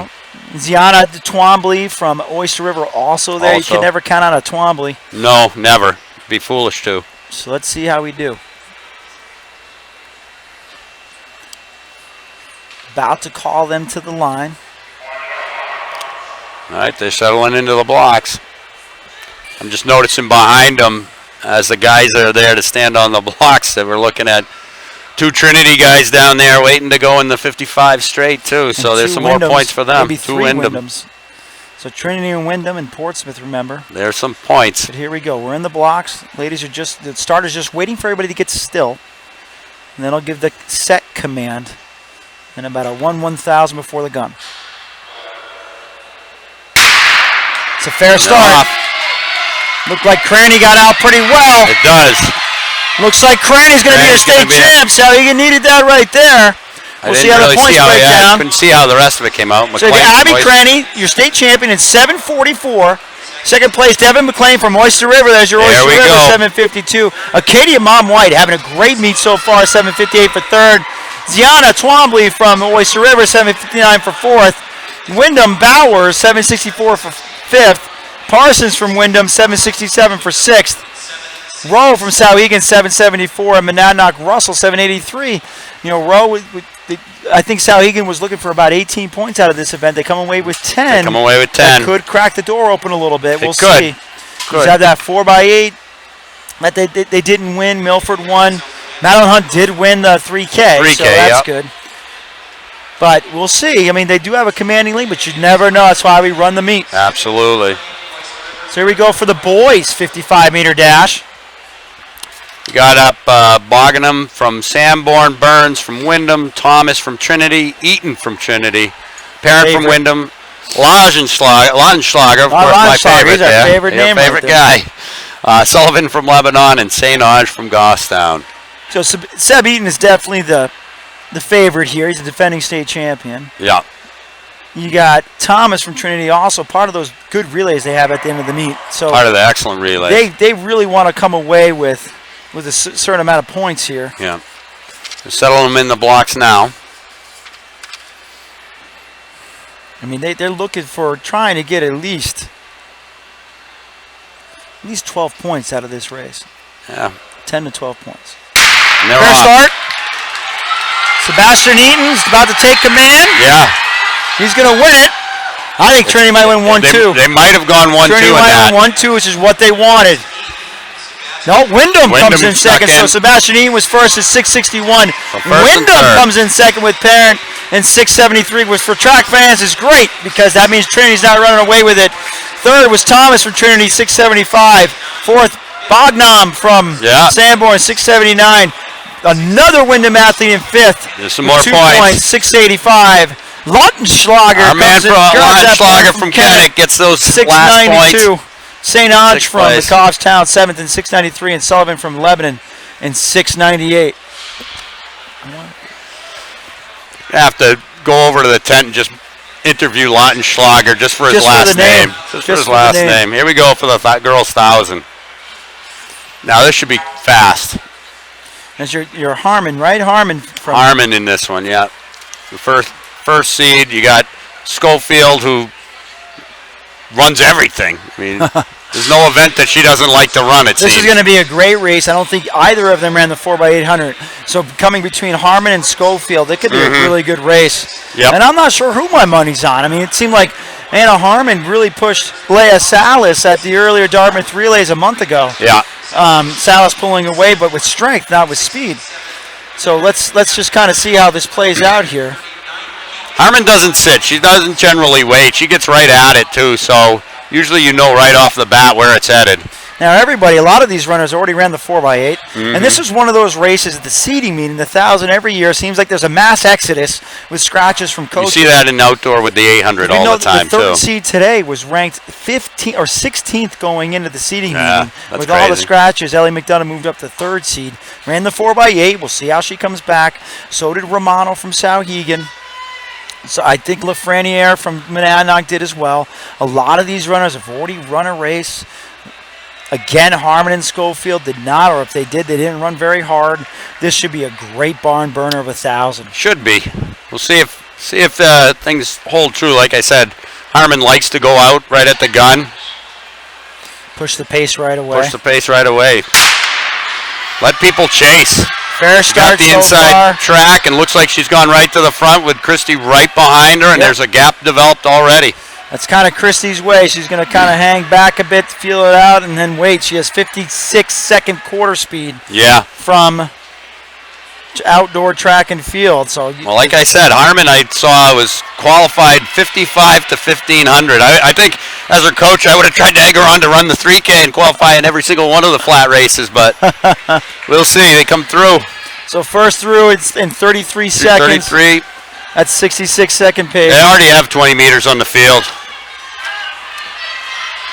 Well, again, they're the true top two seeds. Yeah, I mean, it's a significant difference. The first 400, the first 15 200, they're at 245 pace. I'm not sure if they keep that up, but let's see what they settle into at the 400. There was 15 seconds between They both the look second great. seed and the third seed. They both look great right here. They do. Very under control. This is going to be a great race. Through the 469, so 69 pace. Got 254. Syed from the V1 Belmont in records third. 254. McDonough from Co-Brown in fourth. Joel in fifth. And Sauhegan in sixth at the moment. D2 record stands say is Megan Duty. That's also 249.08. There's also the state record, so Absolutely. that might be How couldn't out of it be? range a bit today. But here we go. Let's see where they're at 600. They are really moving. They are moving. They're not here to mess They around. look They came solid, with fresh too. legs, and they're ready to roll. So through the 600 and 143, that puts them on pace right now for a 252, 253. Chase pack is starting to blow up a little bit, too. Got McDonough McDonough. leading for third. Romano just now passing for third. McDonough now fourth. Joel Lafreniere from Monadnock Fifth. going into fifth. And is that Molinari? Molinari Tom from Campbell Campbell. just moved into sixth. So there we go, You gotta 800. put your money on Schofield on this, but hey, I'm telling you, Harmon Man, is oh, a strong man. runner. If she sprints the straightaways, it could hold her off. You just never know. That's right. We're at 220 through the 800. And 220. Schofield tries to go pull up on her shoulder, but Harmon's having none of it. Schofield's trying to set her up for a pass in the backstretch, and she's going to And she complete the did. pass. And like I said, your money has to be on Schofield I with would that think 400 so. speed. Right now, the battle's for third. Third, McDonough, Lafreniere, Romano, and Molinari. 100 meters to We'll go. see what We've this got comes up to. Schofield opening up about 5 meters Schofield's back to wide Harmon. open. Arms pumping, both of them going at it. She's going to take it. They've got half a lap on the entire She's field going in to take 1,000. it. 253 and change. 253 and change. 256 for Harmon. Much faster race. Phenomenal job. We got Joel and Molinari moving into Second. third and fourth. LaFernier trying to keep her on the off her shoulder, and as they go, it's going to be LaFernier, then Molinari, then Romano, and then Eleanor. I think that 800 might have hurt those girls. And then Belmont. Saeed from Belmont. So we have first place again, 253.78 was Schofield from Merrimack Valley. Second was Harmon from Raymond, 256.26. Lafreniere from Monadnock, 313.78. Molinari Campbell was fourth and 314.34. Romano from Sauhegan was fifth and 314.97. McDonough from Cole Brown making a great move with a lap to go, 316.43. Syed from Belmont, 319.98. And eighth place was Sullivan from Milford, 323.73. Milford just had three girls in that race. They were towards the back side of the pack, but they were two ninth graders and a 10th grader. Well, that's what we're saying. They're Milford coming. Definitely is coming. So now we got the boys 1,000, and this is going to be interesting as well. A lot of kids doubling back from the 4x8. They are. We got Richards from Cole Brown, Prince from Portsmouth, Allen from Campbell. He should be fresh. Stensill from Oyster River, Kurdiak from Oyster River, Whitley from Kennett, DeLong from Hollis Brookline, Audiabert from Milford, Lyle from Merrimack Valley, Blanias from Hollis Brookline, and Coyne from Conval, and they're off. It's a fair start. Richards from Cole Brown is taking it out. Now, Allen has fresh legs, I believe. I don't think he ran the 4x8. He hasn't run anything yet, He's got no. the fresh legs. He's kind of And a he can super run. sophomore. He can Super run. sophomore. He's a veteran runner, even though he's only a sophomore. Richards seems to want to make this a strength race here. He's not wasting any time. And he should, shouldn't he, That's right? Prince from Portsmouth in second. Campbell. He's throwing 31.32. That's a pretty fast pace right there. Allen in third. 62 second pace for 400. 204 for 800. That's in the mid 230s for the 1,000. Audibert is in fourth. It's out pretty fast there. Milford. I watch a race. Quick separation. They're out pretty fast. So you Absolutely. got Richards, Prince, Allen. In the top Audibert three. from Milford. They're through in 63. 63. That was a 31 second point. 31 and change second. I would be nervous if I was sitting there with Allen on my tail. I watched a race last weekend or 2 weekends ago where he was running the 1,500 and he was dead last, and he came around the corner in first. Richards is definitely putting pressure on, but it takes a lot to lead from does. and win from gun to tape. This would be pretty impressive. With 2 laps to go, coming up on. 2 laps to go, yeah. They all look really good right now. They do. They've opened up about 10 meters back to third. And Prince is taking the lead, trying to take the lead a little. 31.68. Richards is holding them off. Allen is just sitting there. Allen just sliding up on Prince right now. Looks like Zach Richards is full out. Portsmouth is trying to gather, and Allen's just sitting there. I like Allen's chances here. 3 straightaways to go. Allen looks great. Zach Richards is led from gun to tape. Here we go. Here comes Allen around Prince. That was a 31. Not going to make it around, though. Holy smokes. These guys are flat out now. Right here. They've got 30 meters. They've got 30 meters on fourth place. 30 meters. Richards looks strong. Looks like he might be tying up. But Portsmouth is right there. Prince. And you got Allen. Might have made a big move right there. He's going to have to do something fast if he's going to pull it out. Here comes Richards. Around the straightaway. In the straightaway first. He's going to win from gun to tape. Looks like he's going to win it. 2:37. Zach Richards is state champion from Division II. Cole Brown. Jeffrey Allen ends up in second. 2:37.26. That's cooking. Prince. It should be Allen in second. Allen in Prince second from third. Campbell. 2:38.18. Prince from Portsmouth third and 2:38.30. DeLong from Hollis Brookline 2:47.40. Audibert from Milford 2:47.71 in fifth. Whitley from Kennett sixth place 2:48.66. Laniaz from Hollis Brookline 2:48.84 and Coyne from Conval 2:52.17. Zach Richards looked good there. So hard to win from gun to tape like that. That was pretty amazing. I have to say one thing about Richards. Once he's got the lead, he's not a little boy. he's a little tough to get around. He's got big shoulders, and he's certainly not going to give you anything. That makes it difficult to get around. I think he went in there saying no one's going to pass me. Bottom line, Hey, on an indoor track, even one that might have a little bit more speed, if you sprint those straightaways, you can hold people off. I think also one of the things that we saw that can be problematic in here for the runners sometimes is they're looking to pass and they wait until that lap. You know, they've got one lap to go and they try to make the move right at the lap. Well, you're going straight into the corner. You got to get around before that corner. And Zach was able to hold off Prince with 2 laps to go and Allen with 1 lap to go. It was a tremendous race. We'd love to talk about that forever, but this New Hampshire Track League, Larry Martin does a phenomenal job. His whole run the girls 600. We've got York, Merrimack Valley, Truss, and Goffstown, Hartunian and Wyndham, Freeman from Conval, Stafford from Hanover, and Hanson from Merrimack Valley. Yep. So we're lined up. They're going to have to stay in lanes for a lap, and then they get to cut in. Turns into a real race at that point. On your mark. And they're off. Won't really be able to tell you exactly what's going on until they hit the brake line and start moving into the corner. But looks like we got a couple people out fast starting to make up the distance on the corner.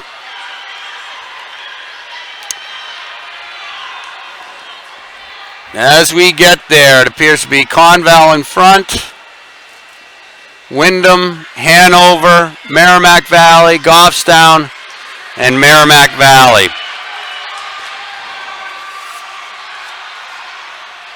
So leading the race right now, we got Lucy Freeman from Conval.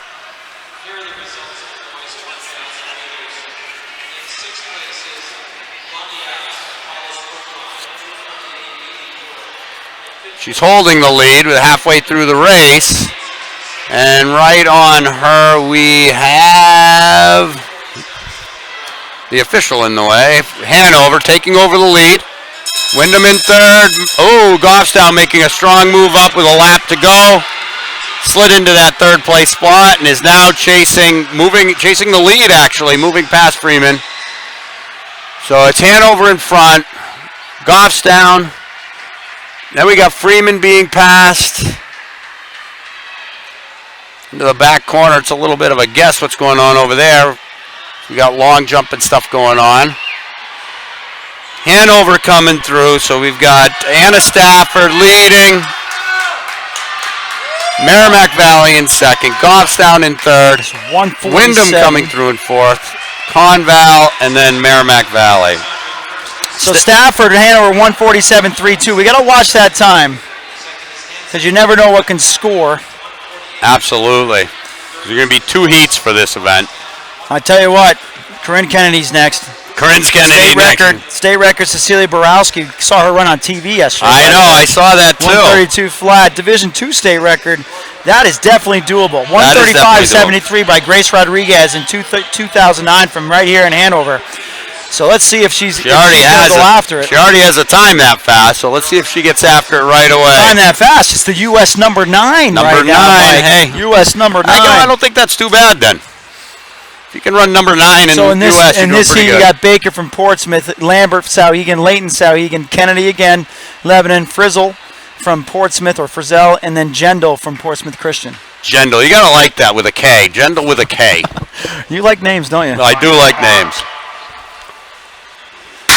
And they're off. So is she going to go for the state record? Or we'll know pretty soon record? because if she makes up the stagger early, we'll be a pretty good solid shot of knowing whether she's going. Oh, she's making up the stagger now. Keep moving. No. All right, she's already got the lead from lane 4. If you come around in lane 4 and you're already leading, then you've definitely put pedal to the metal. At the break, it's going to be Kennedy, Portsmouth. Kenny's through in 30. That's Sauhegan. 130 pace. She's through in 30. That's 130 pace. We'll see if she holds that up. 130 should do it. That'll keep really it rolling, right? That's Frizzell. Zoe Frizzell is right on her at the moment. From Portsmouth. Frizzell is 6-second difference in the seedings So if she can run with her, even if she makes it halfway around the last lap, Let's she's see going where to they are run at a great 400. time. You got to think that with 1 lap to go, the strength is with Corinne Kennedy. I would Frizzell is think so. running out of her mind right She's now. going around. She's trying to pass. At Kennedy- 64 seconds, she's trying to pass. She took the She lead just with 1 lap passed. to go. I don't saying think she's on Kennedy was everything. expecting that at all. She has now They're at since gone around. 146 pace, so Kennedy has now gone around. they're at 146 pace through 400. So Kennedy Might must as be well. looking at her workload. that is fearless. I love Frizzell's I love it. tenacity there. That is fearlessness there. We got Kennedy Not sure coming in about the Division lead. 2 record. Kennedy's trying to probably spell herself for their other events. I Team think title so. first. She's cruising to the victory now. Frizzell second. What a great gutsy race. That is Salhegan great. third and Salhegan fourth. putting 3 and 4. Portsmouth fifth. Portsmouth 5th. So we have Kennedy winning in 138.21. Second, Frizzell from Portsmouth, 139.29. Leighton third, Salhegan 142.28. So all Lambert those, fourth from Salhegan 142.50. So now Salhegan's starting to rack up yeah, the points. all of those guys. This second heat was definitely faster than the first heat. So Baker, Portsmouth 142.82, and General will round out the scoring from Portsmouth Yeah, absolutely. 143.49. I So now we're think. going to go to the boys 600, first section. I think Kennedy was just surprised to get jumped there on that last lap. I think she was trying to keep it slow so that she got it. could save up a little bit, but You got to hand it to her, to Frizzell. absolutely. I mean, to have the guts to go after everything Kennedy and have the she timed gall it to right. pass her. I mean, Oh, yeah, that's yeah. just tremendous racing. I don't know how many times we've seen that where you tell you sit what. there and you look at who's the icon, who's the top dog, and people are just afraid. The Lifers at Portsmouth, they know what they're doing. I mean, Stan has been at it for Forever. and his son Mike. All right, we got Morgan from going up Wyndham, that. Valente from Pelham, Zane from Hanover, Betts from Kearsarge, Ledger from Portsmouth, and Kermack from Trinity. Again, they're going to have to run a lap in lanes, or almost a lap in lanes, till they get to the cones and can cut in.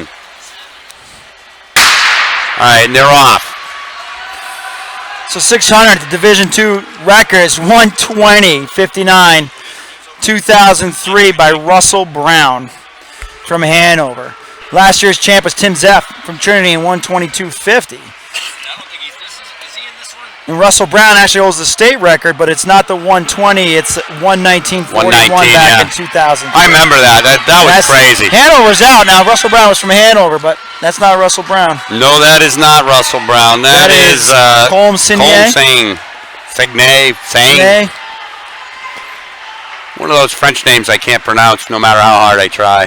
But he is out. There's no doubt about that. He's got about 10 meters on the entire pack.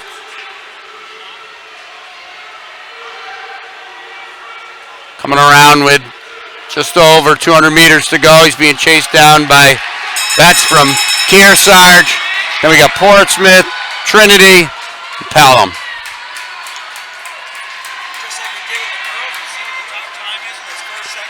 See how the second section makes out.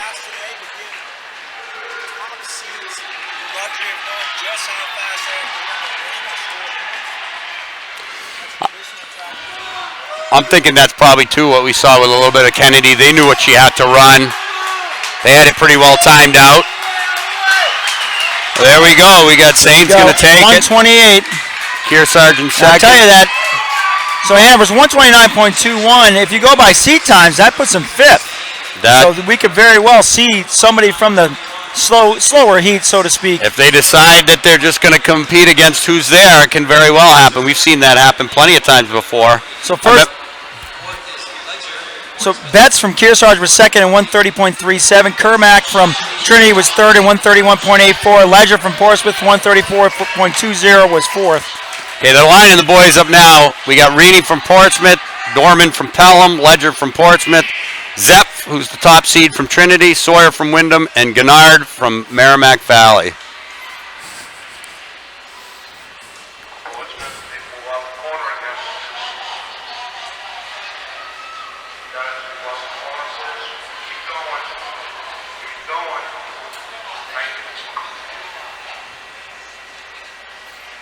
They're getting ready. On your mark.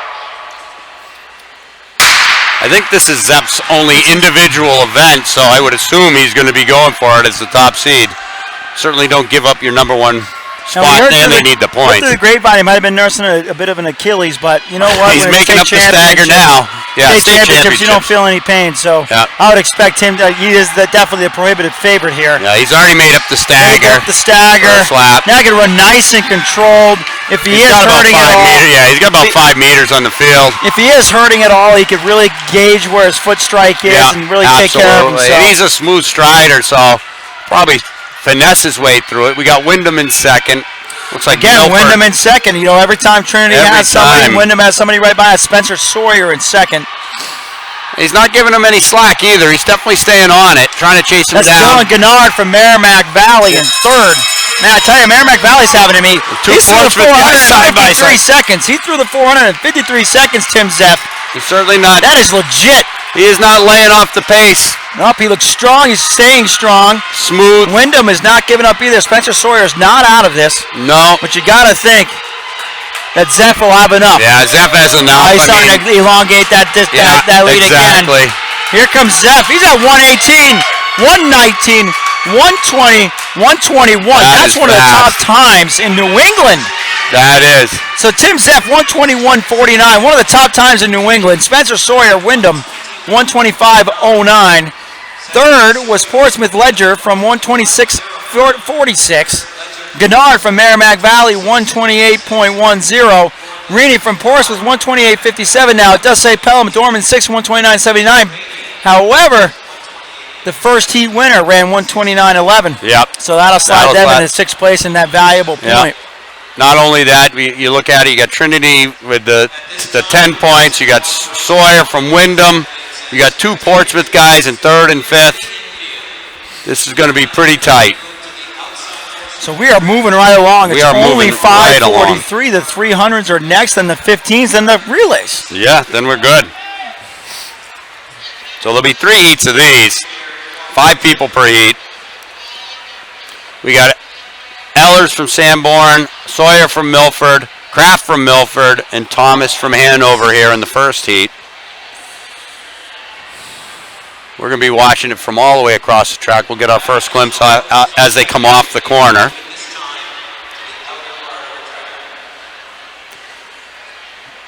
Just remember, they got to do a lap and a half, so it's kind of hard to gauge exactly where they are coming off that first turn because they still got quite a ways to go. They've got over...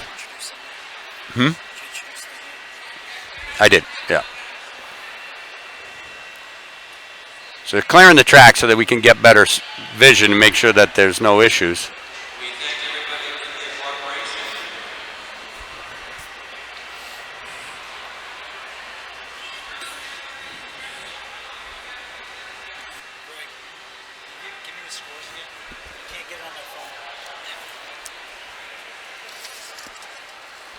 All right, so in that last race, we had Trinity as the winner. We had Wyndham in second, and Portsmouth had third and fifth. So on the men's score, to give you a score update right now, it's exactly what we thought, but not necessarily the second place team. Trinity, after 8 events scored, it's 36 points. Second is Merrimack Valley with 32 points, and you could tell them having a great meet. Bob Mullen has been coaching there forever as well. He knows what he's doing. We must be looking at some fieldable events that we're not really seeing the points in the running. Third, Wyndham, 28 points. Cole Brown is tied with Wyndham with 28 points, with Zach Richards winning the 1,000. And Here we go. Portsmouth is also tied with a 28. And on the girls' side, through 9 events, Sauhegan 52, Portsmouth 40, Lebanon 38, Merrimack Valley 19. That's through 9 events scored. All right, so they're streaking down the backstretch. We've got somebody closing up the gap in the middle. Looks like we're out on the outside, out front.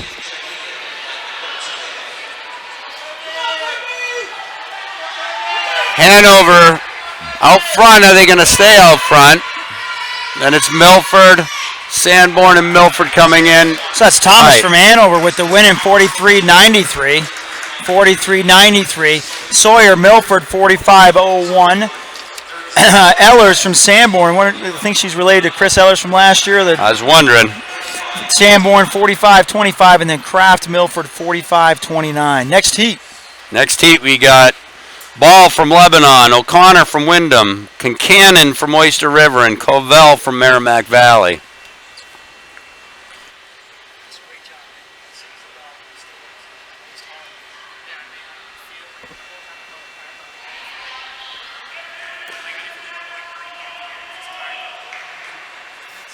All right, they're getting them in the blocks right now.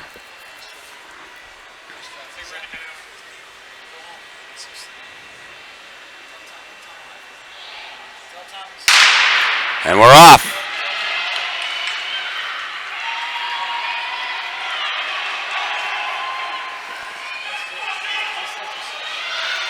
Oyster River making up that stagger right off the bat. Amelia Kincannon trying to steal this one in the early parts. She is definitely out ahead at this point. The gap's starting to close up as everybody comes around the last turn. It looks like Kincannon's out enough. Can she hold on? She enters the straightaway in the lead. Again, Oyster River again, I tell you. Let's see how this time stands up. Kincannon from Oyster River, 43.46. Cole from Merrimack Valley, 44.08. Ball from Lebanon, 44.31. O'Connor from Wyndham, 45.40.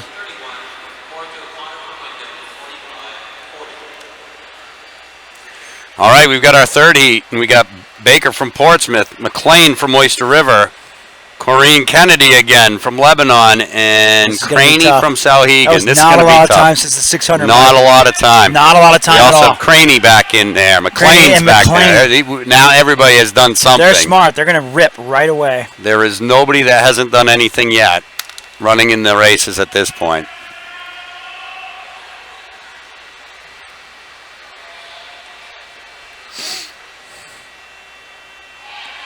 All right, they just got called to the blocks. Sure, Kennedy would have loved to be able to stride all the way through, but that 300, the 6-300 double is very tough.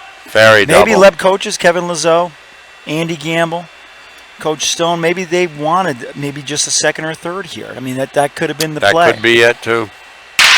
It's a fair start. She doesn't look like she's running for third place points. Tremendous. It's just a big ask.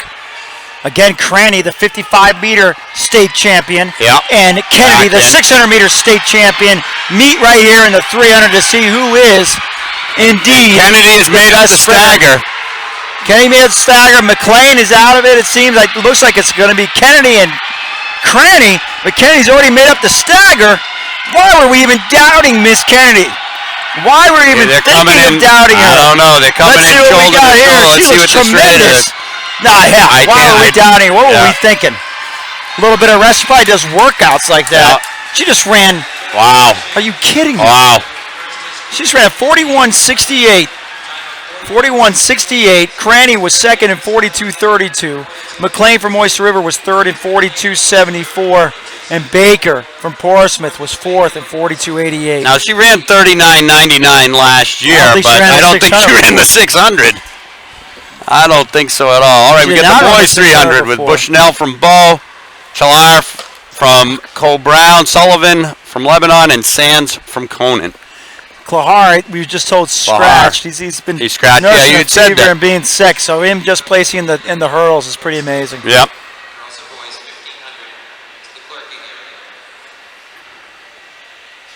Already calling the 1500. Gotta love it.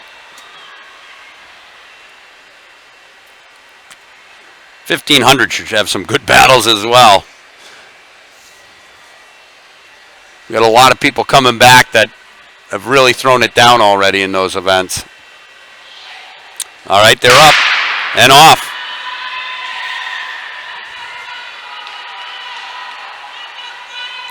These are big boys moving fast.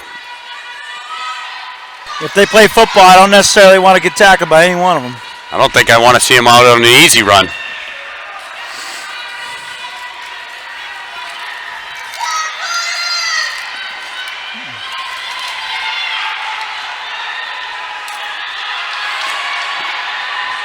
And it's Bow. Like we Bow, yeah. Bushnell from Bow. Looks like he's got the lead. Sands from Conant. Well, Lebanon, I'm sorry. Lebanon. Lebanon. Then Conant. That's in your first section.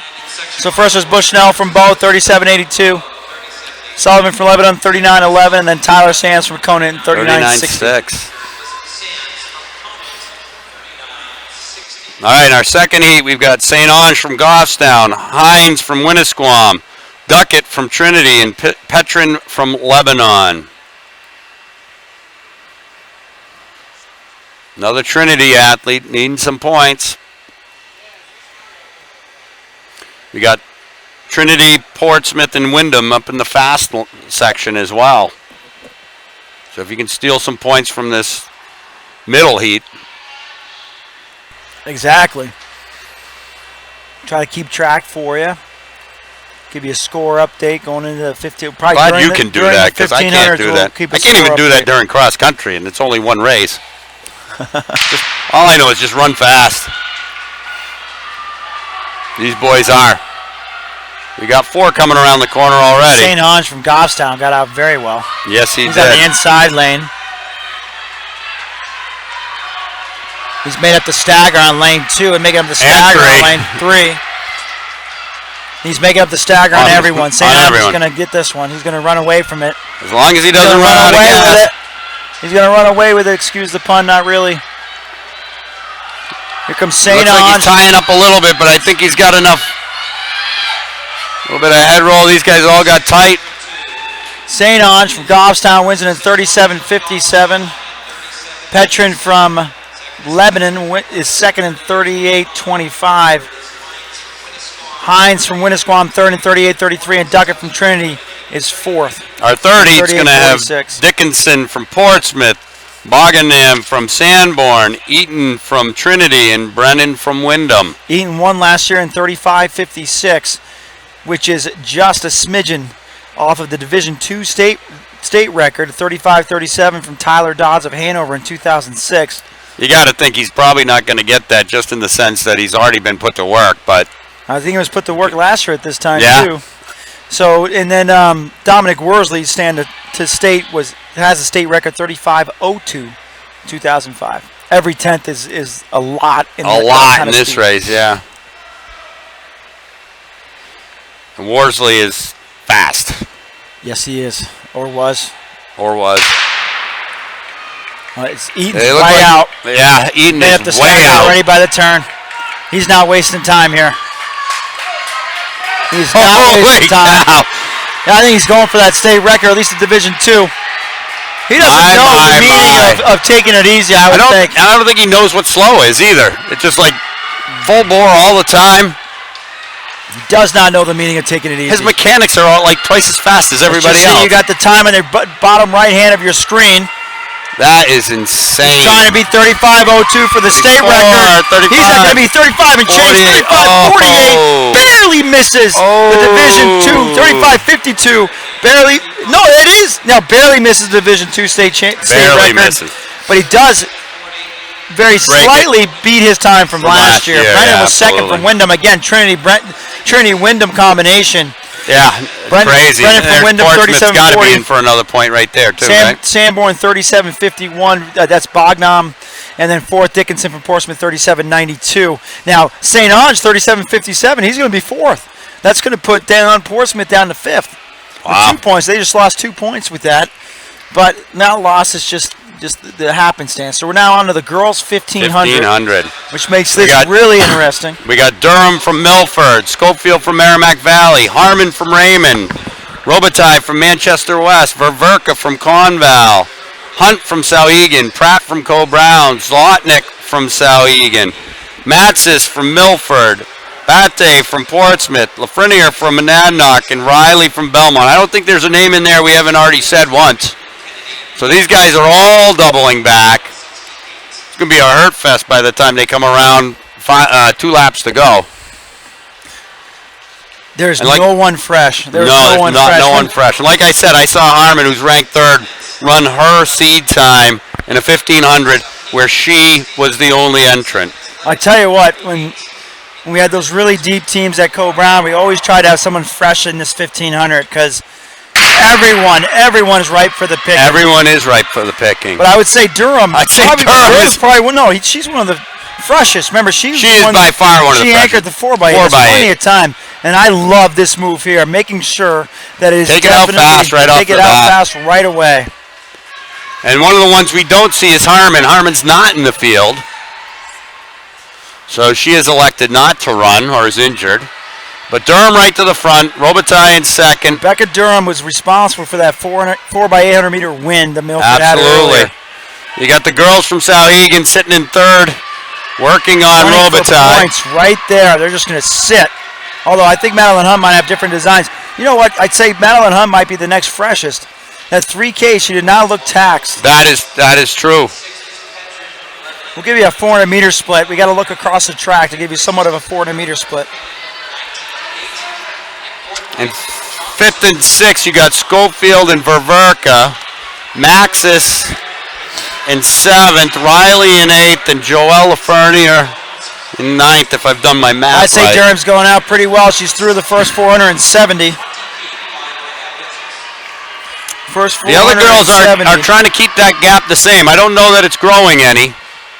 Well, you got Souhegan sitting there in third and fourth. Madeline Hunt and Errol Zlotnick. Zlotnick was on the anchor leg against Durham. So they got the same amount of rest, same amount of effort. 130 through 500. That gives, she's on 430 pace for 1500, Rebecca Durham right now. That's fast. Schofield just sitting there biding her time. You got to think that she can, if she decides to rip it, she can come all the way up. Ververka definitely gave it all she had in her earlier event. Absolutely. She's tough, and I know she works hard, so doubling is probably not a big deal for her, but at the same time, these girls are no slouches. Durham probably has 20 meters. So we got Robitaille almost has 10 meters. Durham is doing the right thing right now. She is trying to run away from him. Robitaille looks real good. And Hunt definitely looks like that she's feeling the effort. We'll give you a 400 meter split in a second. Schofield, she could still ratchet it up here. She's definitely not going to catch Durham, though. 77 for that 400, 229 through 800. We'll give you a So Durham's not making any ground. Robitaille is coming back. I don't know if she's going to catch her, but she's definitely putting on a strong effort. Definitely put on a strong effort here. Hunt and Zlotnick are kind of locked in there at third and fourth, having a hard time kind of getting out of pace. Then you got Ververka in fifth. Matsis in sixth. 438 pace now. Rebecca Durham's falling back to 438 pace. On a 430 pace. Schofield looks like she just doesn't have any turnover. Well, right now, let's give the run out. So we got Rebecca Durham first, Robitaille second from West, Souhegan Hunt third, Zlotnick fourth. Ververka fifth. Sixth is Matsis from Milford. Looks like six. Lafernier just went to seventh. Alice Riley to eighth. And Rebecca Durham looks very under control. I would think that if anybody came up on her, she'd have a response. Robitaille she better make up the ground fast. She can't leave it with bell lap because she's not going to get there. Girls from Souhegan definitely working. They know what they need to do. Ververka, once again, you cannot count her out either. She's right there. Matches 78 seconds on that one. You got the chase pack is working together, but I don't think they're going to get moving to the point scoring. She has one to go coming around the turn. I don't think there's enough time. This is the typical 1500. She does look like she's hurting a little bit, but I don't think she can be caught because she's got 20 meters on Robitaille, and they both worked hard. It's not out of the realm of reason if she gives it a shot here. It's pretty tough. That's a long gap. 438 is the record. Oh, going after the record. I thought you meant Robitaille catching her. 438 is the record. She did just crank it up. Something going on here. 100 meters to go. She just changed her turnover. That's for sure. She's not going to have to deal with lap runners, but she's going to get a clean shot. A solid double 4x8. Like you said, she went about it the right way. She knew that she had the speed on them. Get it early, make them chase. Yeah, I wouldn't want to be kicking with Madeline Hunt. Second is Julia Robitaille from West. Third is Madeline Hunt from Souhegan. Zlotnick fourth. Fifth Ververka's is going to be Ververka. Sixth will be Rebecca Oh, here comes Mathis. Schofield. We knew that was going to be there. Unfortunately, she wasn't closer to the front, but she comes hammering around the last turn. Matzis for 6. All right, so your official time for your state champion in the 1500 is 4:43.74. Rebecca Durham, Julia Robitaille 4:51, Madeline Hunt 4:56, Zlotnick 4:58, Ververka 5:03, Matzis 5:12 from Milford. Riley was 7th, Belmont 5:16, 8th was Schofield 5:16.72. That would have put Lafernier in 9th.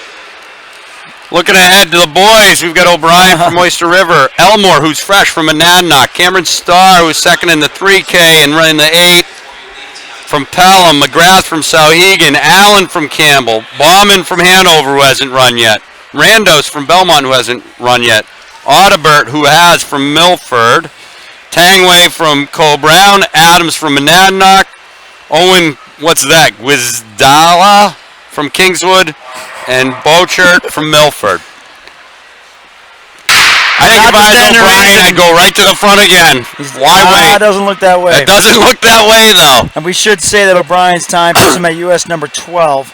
Looks like he's going to save a little something for this race. Not necessarily going at it.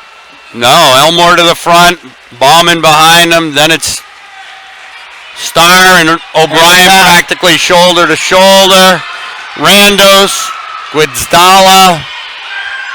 Looks like Allen.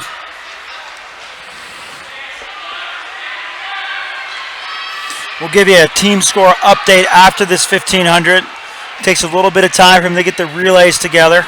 Looks to me like O'Brien's just trying to make sure they don't get away. Cam Starr's. He did run a state record. He might be a little tired. Yeah, Cam Starr's sitting right on his shoulder. Allen tucked in.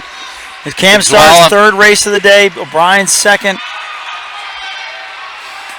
It's always about when you're making coaching decisions. O'Brien's starting to it looks like he's just trying to get his legs under him, and now he's starting to kind of run a little bit.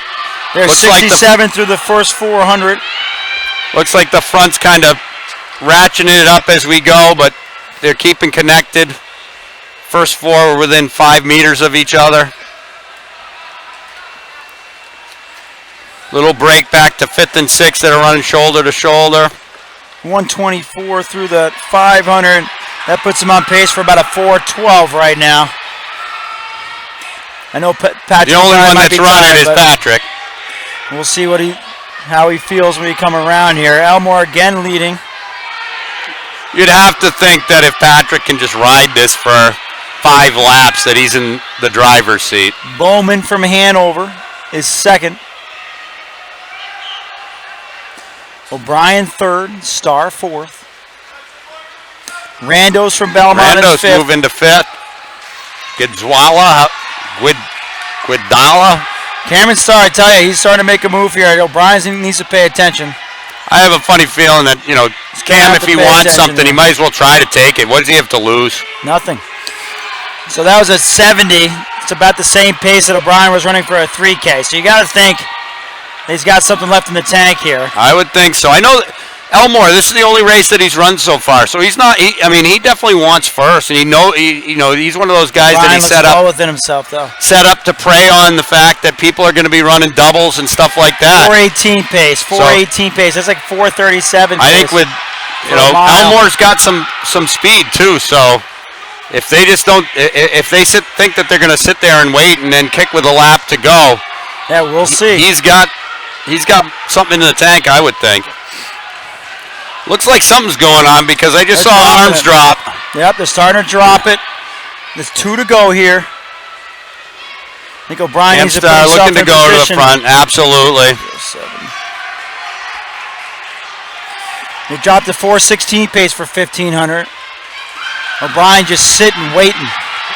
Elmore's got some hidden speed in the sense that, he can change paces without big looking. Move by Bowman, going to the lead. Let's see. It's a big move by Bowman. And there goes 72nd 400, and here goes O'Brien. I think he's had enough. He said, I can get in from here. And he doesn't want to get caught in anything, I think. He wants the cleanness of the front. So here we go, a lot to go. There goes O'Brien. Elmore back into second, Bowman in third. Cam Starr on 4th. 4:14 Randos pace. 5th. I don't see anybody catching him. Second is still Audubon. Elmore. Milford. Third is Cameron Starr. He's had a heck of a meet.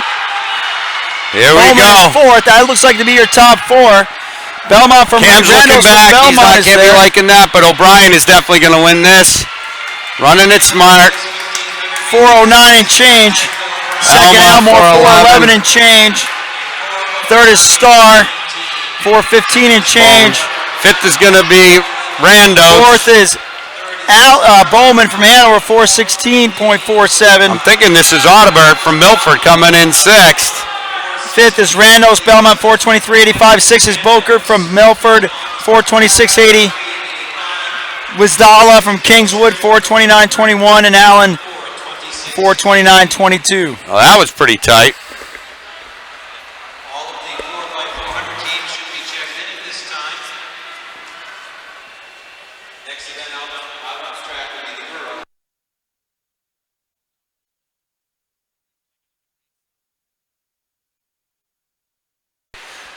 Well, O'Brien takes two individual titles, the 3K and the 1500. He scores Looking at 20 the girls points. 4x400 meter relay, we got Kennett in this heat, Kingswood in the Kingswood, Conval, Newmarket, and Wyndham.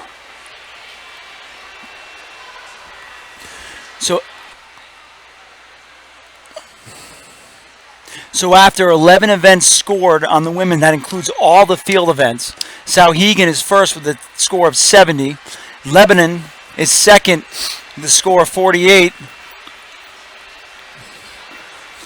Third is Portsmouth with a score of 44. Fourth is Milford with 26. Fifth is Oyster River, a score of 24. Sixth is Merrimack Valley with 19. Seventh is Sanborn. On the boys' side, 11 event scores. Trinity 46. Wyndham 42. Wow. It's going to come down to the relays. It's going to come down to the relays, as it should. Third is Merrimack Valley with 32. Fourth is Portsmouth with 29. Fifth is Cole Brown with 28. So it's going to it's a 4-point lead by Trinity going into the 4x400 meter To Wyndham, relays. right? To Wyndham, yep. And Wyndham's seated ahead of him in the 4x4. So it's going to come down to that. Wyndham's seated ahead of him. Wyndham's going to need to win that. They're going to need the 4x2 also. 4x2. Trinity is seated first in the 4x2. Right. I mean, Trinity has to run a Trinity's solid 4x4, and they are in the driver's seat anyways, and then do what's expected of them. I had questioned this. I had asked somebody whether or not Trinity could do this, and they just thought that there's not enough firepower there. But if you can score the points at the top, it makes a huge difference. Kingswood to the lead, followed by Conval, Cole Brown, Kennett, and Wyndham, the girls 4x4. Setting up for the first exchange.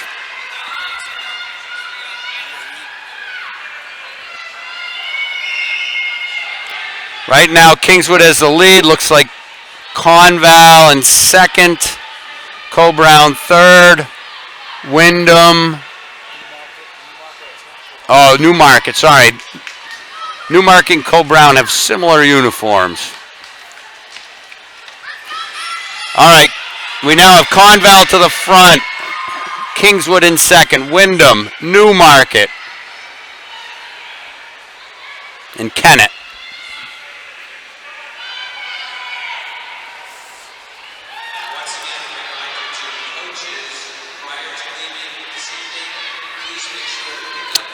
On the paperwork, it has, for Conval, it has Ververka running the anchor leg. We'll see if she's actually on that team when that happens. They're currently sitting in second place, though it is tight.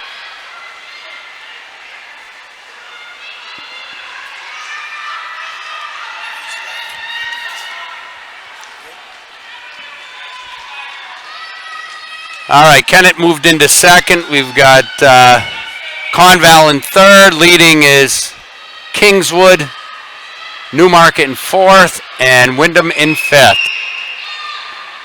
Kingswood with the handoff in about 10 meters. Kennett in second. Newmarket in third. Conval in fourth. And Wyndham Wyndham handing off in 5th. Kingswood staying out front, but Newmarket's chasing. Got Conval moved back into 3rd place. Kennett in 4th. Wyndham actually making up ground, but they took the pass pretty late, so going to have a lot of work if they're going to get back into it.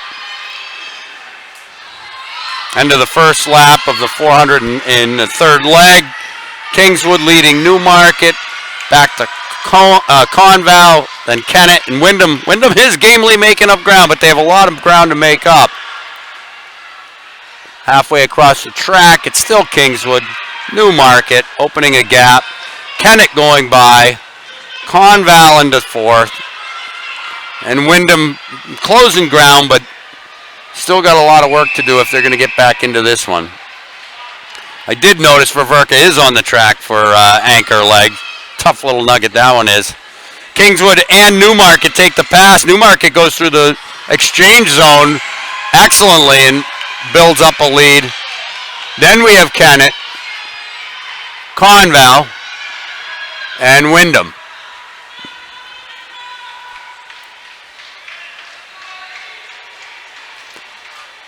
Kingswood working on Newmarket now, closing the gap, trying to get around on the straightaway. Heads into the last lap in the lead. Kingswood, Newmarket, Kennett being shadowed by Conval, and Wyndham with about 20-25 meters to try to make up here. Kingswood leading down the back stretch. Newmarket trying to make up some ground. They both look like they're running into a little bit of a headwind, even though we're inside. Looks like Kennett might make it there first. Newmarket trying to come around on the outside, and does. Kingswood looked like they were tripped up a little bit on the curb. Newmarket finishing in first. Kingswood second. Kennett and Conval to the line, almost in a dead heat. And Wyndham finishing in 5th. We've got Newmarket with a time of 4 minutes 30.07 seconds. So we're going to want to watch that time as we head into the second heat and see if that time can stand to score some points. In our second heat, we have Monadnock, Coe-Brown, St. Thomas, Milford, and Lebanon.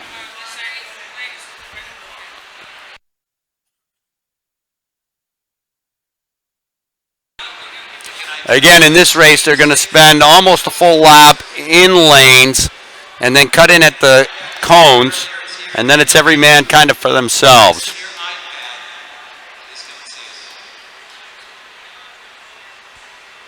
Sorting out a little confusion on the track.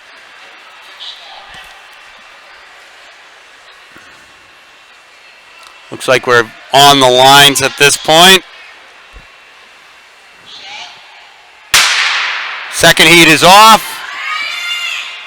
We got Milford, making up the stagger immediately on Lebanon.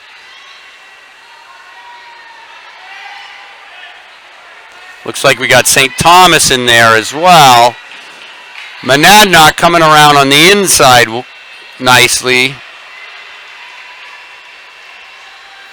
And as they hit the brake, it's Milford in the lead, Monadnock on the inside lane. St. Thomas in 3rd, Coe-Brown in 4th, and Lebanon in 5th.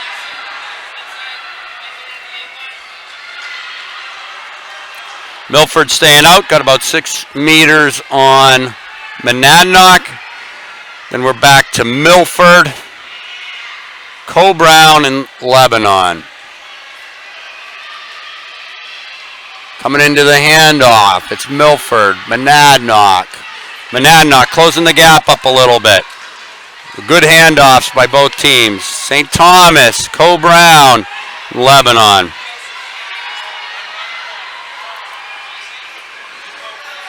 All right, we got Milford in the lead with Monadnock chasing. They've got quite a bit of a gap back to St. Thomas, but St. Thomas is charging hard, trying to make up the ground. Back to Coe-Brown and Lebanon chasing.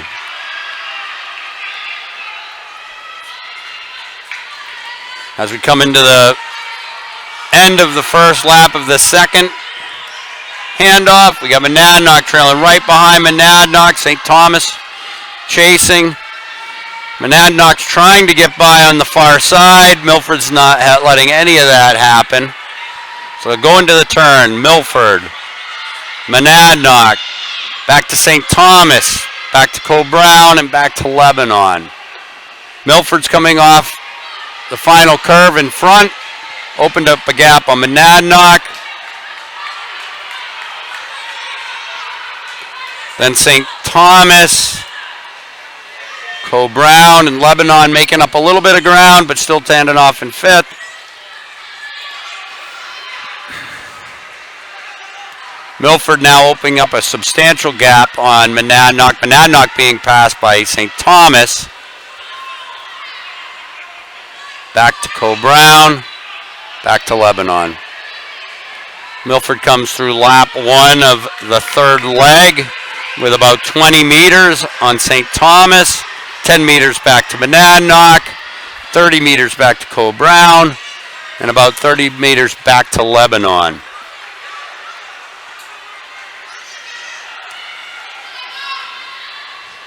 Milford's going to hand off one first. St. Thomas is coming and closing the gap. Monadnock back about 40 meters from the lead. Milford into the final exchange. Guess who that is? St. Thomas. Rebecca Durham. Rebecca Durham. Monadnock. Cole-Brown.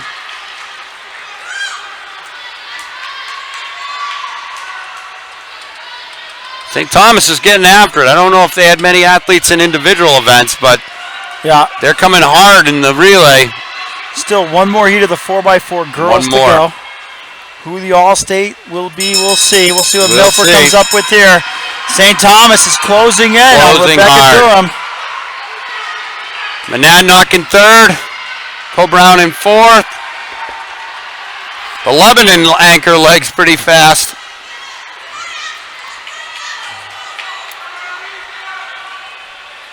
Closing up some ground that's there. But Durham out front, she's going to stay there. St. Thomas made a good move, though. St. Thomas with the excellent. 4:30 was the time from the last heat. So Milford squeezes through there. As does St. Thomas. Monadnock won't beat the lead off of the first heat. So Milford first, 422.06. St. Thomas second, 424.81. Monadnock third, 433.04. And Cole-Brown fourth, 438.73 with Lebanon fifth, 447.50. In our final heat, we've got Souhegan, Portsmouth, Merrimack Valley, Oyster River, and Hanover. Souhegan has, actually the fastest time is by Merrimack Valley. Souhegan's going to want to score some points here. Tell you what, the 422 put up by Milford once again puts pressure on the top seed. Absolutely does. 422 would put him in third. Would put them in third. So let's see what we got here. And I tell you what, there's a lot of tired legs coming on this track right now. Especially Souhegan. They got most of their relay, if not their whole relays, on their third or fourth event. Absolutely, yeah. But they have a pretty decent cushion right now towards the state championship. They do. They're just kind of putting the icing on the cake here. They can run close to that 420. That should be pretty good for them. They should be in pretty good shape.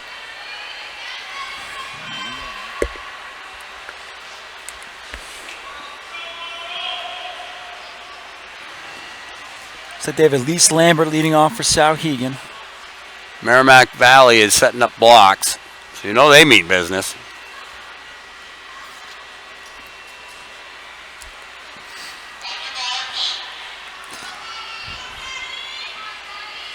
Once again, Souhegan, Portsmouth, Merrimack Valley, Oyster River, and Hanover.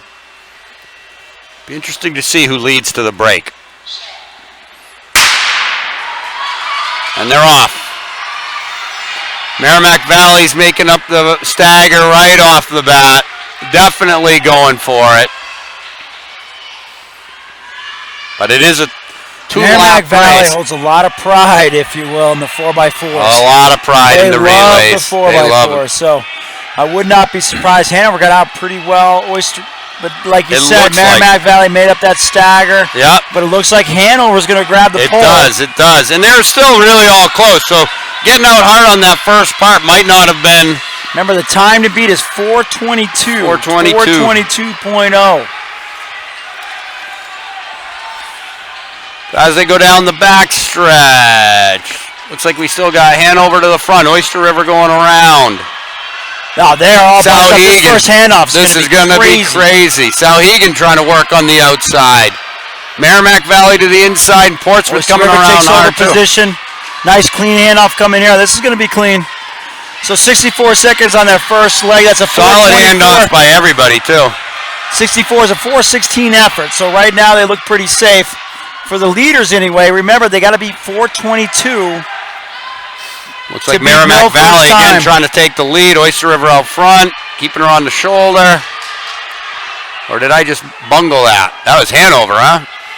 Hanover's in second, Oyster River first, Merrimack Valley third, Portsmouth fourth, and Sauhegan, who I think is already going to be taking care of the state championship here, is in fifth, but they're not done yet. Oyster River looks strong. Looks strong. She does look strong. She's got about Hanover's 5 down. meters. Go. She's certainly not coming off. Portsmouth looking to put a move on. Merrimack Valley moving. They're all going. We'll see who's anchoring these 4x4s. We'll try to give a glance in a second. Oyster River takes the 208, handoff that's still first. 4:16 Portsmouth, pace. Hanover, 4:20, Merrimack 4:22. Valley. Milford has a shot at coming in top five, not necessarily a shot at winning. Oyster River is putting down the hammer right now. They have are a good certainly. distance of a lead. But you know who's anchoring for Merrimack Valley. Christy Schofield, Christy 56 Schofield. and change. She's had a lot of races under her She had belt a lot today, of but I tell you what, races. she's got a lot of heart. I would not put it past her to come away with the win. And she's not afraid of 400 meters, that's for sure. If Merrimack Hanover. Valley can close this up a This little is bit, tight. Christy Schofield could make this a race. Oyster River, though, I tell you, they are well coached by Nick Ricciardi. They do have a well-placed team here. They'll be strong. They are out too. They've got about way 20 out. meters. Actually, Madeline Hunt's putting on a surge This might be too to much get them in for a close. Schofield.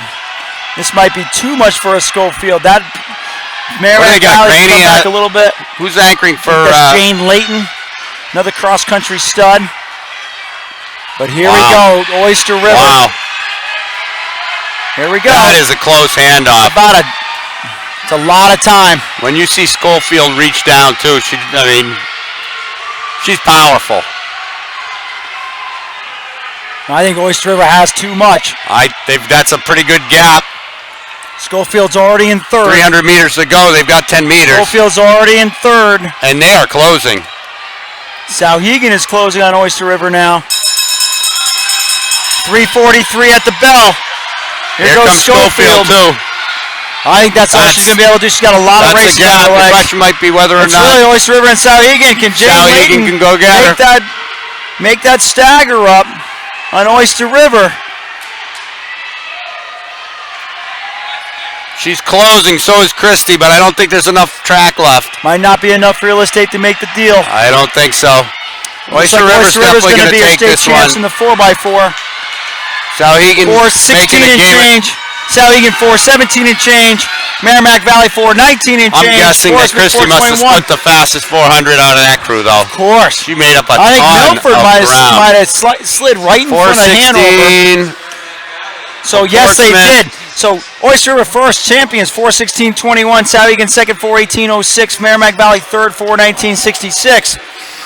Portsmouth fourth in 4:21.73. But fifth, sliding into fifth, will be Milford out of the slower section. Yeah, at 4:22.06. And the boys 4x4 calling to the track. We got Portsmouth Christian, Campbell, Newport, Prospect Mountain, and Lebanon. That is a Division III all but Lebanon heat. Good to see the Division III boys representing here.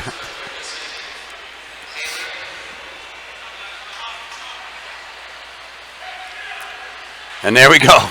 Jeffrey Allen leading off for Campbell. Rocking and rolling, baby. I think he heard you on that, I Mike. think he heard me on that one. He seems to have fun when he at a track meet, so that's good to see from a young guy. Safe to say I may have spoken to Jeffrey a couple of times or two along the way. See him around enough. Right. We like it when he's in our rearview mirror, but oftentimes he's not. Fair start. Allen's going to lead off for Campbell. I actually do like it seeing the distance guys come down and run 4x4 because there's no real strategy. It's run as hard as you can the whole way because they just don't have that change of gears that the true 400-meter guys got. Definitely helps. Lebanon definitely way out. Again, they're the type of team that loads up the relays at the end. Yeah, absolutely. All on depends on what you want. Just a reminder that the top 6 performances from both the Division I meet and the Division II meet, they qualify for New England's. Now the problem is New England's is a good 3 weeks away. So that's a tough part. So a lot of the interviewers are asking, are they going to hang on for New England's? Are they going to hang on for Nationals? But there are ways around it. Been through it before. Lebanon taking the handoff first. That was close. Violation. I think they're okay though. I think so too. But that was close. Once again, this webcast can be replayed as soon as we're done. The pictures are free and downloadable, high res. Lebanon to the front. We'll have some recaps in the next couple days. Prospect Mountain closing up the gap. We are going to try to get down and see the Super Bowl at some point tonight after we break down. Campbell trying to go around Portsmouth Christian into third, having a hard time, and Newport not in this one. We got to definitely give kudos to New Hampshire Winter Track League for putting on yet another great season. Larry Martin's been at this since 1970s. 70s. He's the one that started the league. He's still at it. His daughter Amy is sort of taking over some everyday roles, but they've been here forever doing this. Prospect Mountain has moved into the lead. State meets were held at UNH prior to Dartmouth, but it's a growing league. I mean, you have Plymouth now. Lord. Plymouth State University now has a track. The teams have gone to University of Southern Maine for meets, so it's definitely a growing. I mean, when you first had it, there was only one division. As long as 10 years ago, 15 years ago. So 2 divisions now. The smaller schools have enough participation, have a meet of their own. That's what you kind of see here. And it's, again, track and field in New Hampshire is growing. And before we lose the Super Bowl audience, remember this is NewHampshireTrackAndField.com, powered by our friends at Runners Alley. Howard. They make this all possible. Lancer Timing, we're in partnership with them for this meet today. It's been phenomenal partnership trying to make this come about. Again, This is our first foray into live streaming. Live streaming, baby. All right, going into the final handoff. Prospect Mountain closely chased by Lebanon, Portsmouth Christian, and Campbell. Campbell's making a good run here. They are making a good run.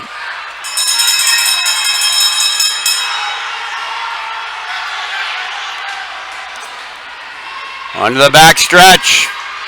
Prospect holds the lead.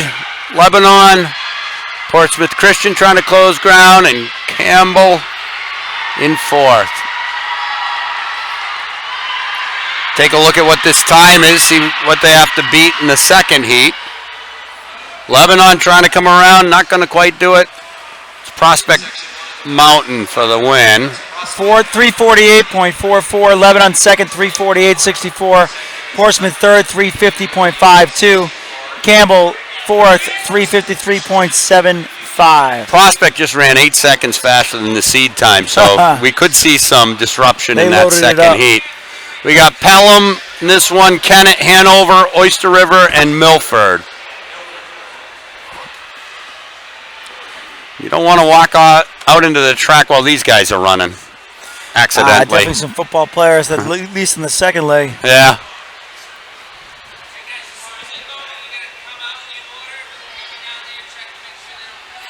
Again, your field events are scrolling at the bottom of your screen.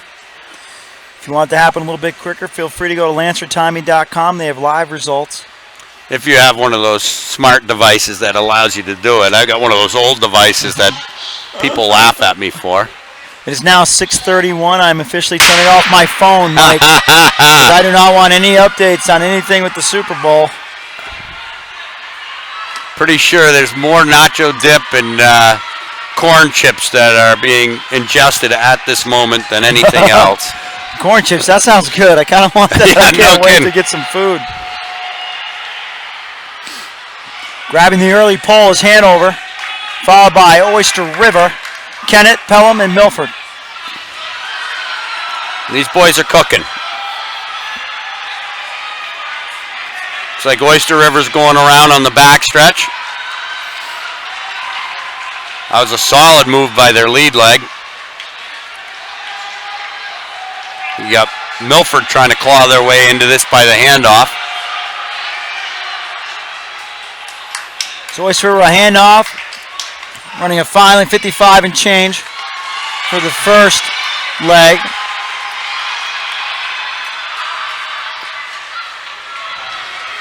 Hanover trying to make up ground right away. It's always tough too because you get so used to doing this on outdoor track and you realize it's one lap, but here you got to go two, and if you go too hard right off the beginning and not plan it right, but then again if you don't get around on the backstretch, you're not getting around on the far corner either. Hanover looked like they wanted to make a move and then thought better of it. Let's see what he does in the backstretch. And here we got Patrick O'Brien on leg 3 for Oyster River. Leg 3. That's an interesting thing there. I think they're trying to run as fast as they possibly can for a time. Too. Try to crack in that top 6. And they did hold off Hanover. Take the baton approximately the same time. However, Patrick O'Brien was in the lead when he got it. Hanover going around. I'm guessing that's more of a pure 400 guy than Patrick, but that may not hurt him. He might actually be able to just kind of latch onto that over the second half. Usually distance runners respond in the 400 and the last 100 of the 400. Absolutely. While everybody else is coming apart. I think Patrick's all out right here. He is all out. Third race. He's gone 100% to the shoulders. And Kennett looks strong. Milford looks strong. But then, you look at it. He's across the track. He is all out. He's going as hard as he can, but he's actually closing ground. He's actually coming around. He's stepping around him on the corner. Yep, last 100. Last 100, like you said. And it's all arms and elbows. Everything he's got. Everything. His head's going back and forth. This is sweet. That's a great leg by O'Brien. And he hands off to the real 400-meter runner. He jogs to a stop, and he's breathing hard, but he's not really that tired. No. Beauty of being a distance runner and running 400. This time is going to be pretty something right here. This is. They're out front. They've got about Hanover's making 7 meters. Hanover's trying to tell you right now, one of these teams, if not both, are going to score today in the state championships. So they're not playing around here. Not at all. Not at all.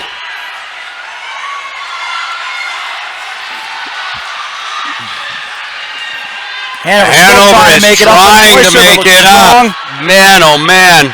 Giving it everything he's got. Hard to get around him on that last corner when you're full out. It's going to be Oyster River, though. It is going to be Oyster River. Oyster River, 339 and change. Hanover second, 339.82 for Oyster River, 340.37 for Hanover. That's 5 seconds faster than they had run before. What did we say that the other one was? I think Hanover and Oyster River got through, but Kennett was third in 3:47. So Oyster River and Hanover, I think they're the threats. Absolutely. The other ones are a little bit slower. All right, in this one we got Portsmouth, Merrimack Valley, Wyndham, Trinity, and Cole Brown. Look at that, Portsmouth, Wyndham, Trinity. Wyndham and Trinity right there. All trying to steal points. And it's Trinity with the 4-point lead going into these relays. Trinity with the 4-point lead going into the relays.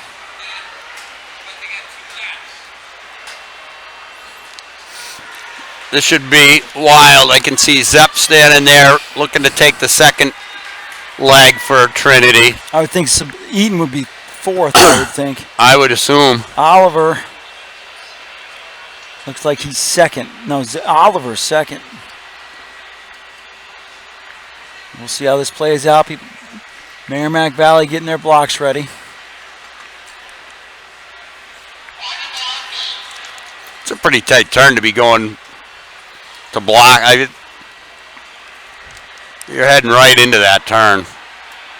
He's got his blocks angled. Well I know. coached. I'm not saying that. It's just Cole Brown is sometimes in when you're sixth. running. Trinity in fifth lane. Let's see how this starts out here. I just think sometimes when you're trying to run out of blocks right into the corner that steeply, it's Just like a Wyndham. tough steps. Wyndham making up the stagger on Trinity. Looks that way. Cole Brown's out pretty well. Merrimack Valley made up the stagger on everybody. Yeah. Made up the stagger on everybody. Cole Brown with the pole position. With the pole and Merrimack Chris Valley, Pratt on the Trinity leadoff and Wyndham shoulder to shoulder, literally. They're crashing into each other. Merrimack Valley is second, Wyndham third, Trinity fourth, Portsmouth fifth. Portsmouth pulling up. Trinity going by Wyndham. Here we go. Oh, Here comes Merrimack Valley going on the outside. MV going for a pass. MV has the lead. Cole Brown second, Portsmouth third, Wyndham fourth, Trinity is fifth. Like Zepp was a little surprised that Wyndham went right at him right off the bat. He didn't get a very good handoff. From Cole Brown taking the lead. Merrimack Valley goes right to his shoulder. Portsmouth to his third, shoulder. Wyndham fourth. Trinity in fifth. Trinity in fifth. There's Barbeau. Still with the lead. Merrimack Valley second. Looks like he's trying to set him up for the pass off the turn. Oh, I was wrong. Maybe that wasn't Zepp for the second. Looked at the hair and thought it was. They've got Eaton sitting in here. Eaton's third and Zepp is fourth. Not sure who they've got I have running a feeling second Eaton leg. might hand off in the lead when we're all said and done with the third leg here. He's a 48-second 400-meter runner. Yeah. And that's a dead heat for three right there. Good, clean handoffs. And maybe by taking it a little bit later and not being in that mess might actually help him rather than hurt him. That was some tight Eaton's already quarters to caught the hand off. top three. Look at him go. Eaton's going to pass on the turn. This is nuts. That kid is so Trinity is fast. putting away the state championship right before our eyes right now. From fifth to first in 100 meters? Well, 120. pass right here, 200 meters. Holy cow. And here we go. It's a very big boy. It definitely cost him, but he is still out front. Eaton's can sort of tie up. Wyndham's coming back. Wyndham showing a lot of heart is coming back on this leg. Not going to get it, though. Zepp's going to definitely take off in the lead. This is a bomb. I don't know. I think Wyndham might take the pole. Good handoffs. Zach Richards, 1,000-meter state champion, is anchoring for Cole Brown. Wyndham takes the lead. Wyndham takes the lead on Trinity. Oh. They're trying to keep their state championship hopes alive, Look at Zepp ladies and gentlemen. That guy is so Zepp smooth. looks great right now. So Third is smooth. Merrimack Valley. Fourth is Cole Brown. Fifth is Portsmouth. Zepp going for the pass. Wyndham trying to hold him off. Zepp completes the pass. Wyndham going to his shoulder. My Lord. Zepp is still Merrimack Valley's not that far back, but this is a two-person race. This is insane. I think Zepp is, they're putting an exclamation point on the title right now. I think they might They're be. going to go up by 6 going into the 4x2. They're going to go up by 6 going to the 4x2. Trinity is standing to win their first state title. They just 34. won the 4x4 in 3:34.14. These are not slow Second times was by Wyndham at any of these guys. 3:36.96. Third is Merrimack Valley, 3:38.19. Now, Oyster River from the last heat does beat Cole Brown to place fourth in 3:39.82. Fifth will be Cole Brown in 3:40. Fifth will be Hanover in 3:40.37, and sixth will be Cole Brown in 3:40. Those are your medalists, ladies and gentlemen. All right, we got the girls 4x2 lining up. We got Bo, Cole Brown, Trinity, and Kennett.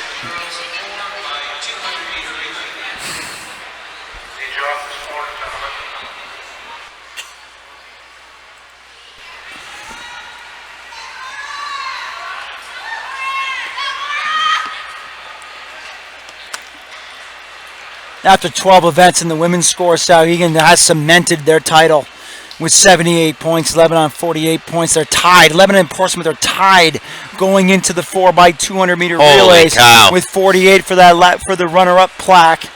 Fourth is Oyster River with 34 points. So it looks like Leb and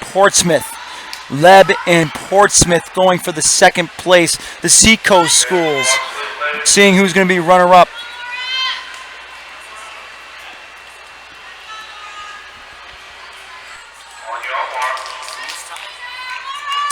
Portsmouth and Lebanon. I'm sorry, let me say that again. Portsmouth and Lebanon, that's Seacoast schools, but both coast schools, sort of the west coast and east coast. West side, east side of New Hampshire. And they're both in 48 and second, and they're both in the they're fast both heat. in the fast heat. Beautiful. Who do we got in this first heat of the 4x2, Mike? Just like I said, Tim, Bo, Brown, Trinity, and Kennett. It's been a long Ready day. to rip. It's been a long day. And you've been without your football. Shh.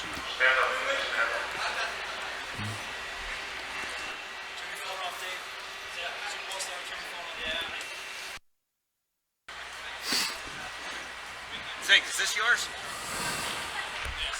that your stuff right there? I don't want you to forget it. You back on?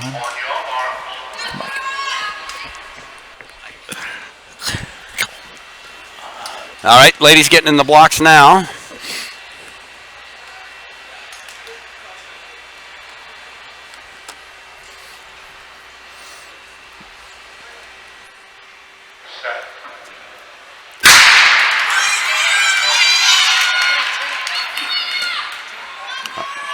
All right, so this is a lap race, so just run as hard as you can for one lap.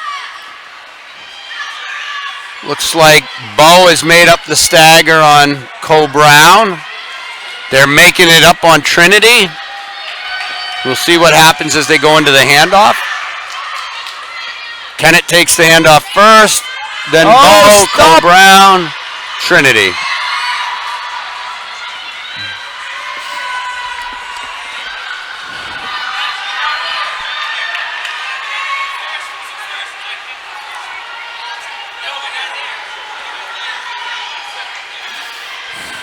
So Kennett to the lead, Bo chasing, Cole Brown, and then Trinity. Bo taking the handoff first, then Kennett, Cole Brown, and Trinity.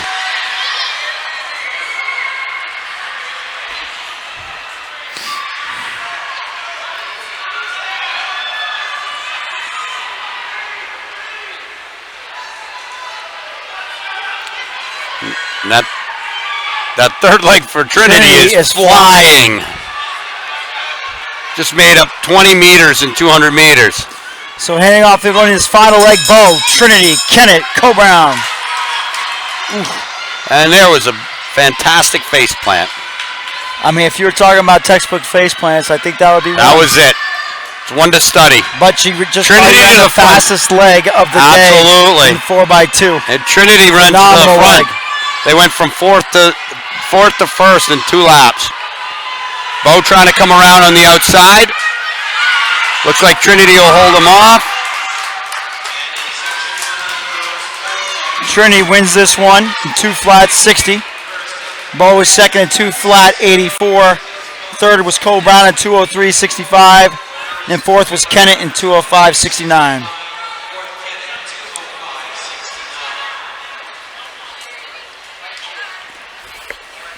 All right, next heat we see Belmont, Pembroke, Portsmouth Christian, and St. Thomas.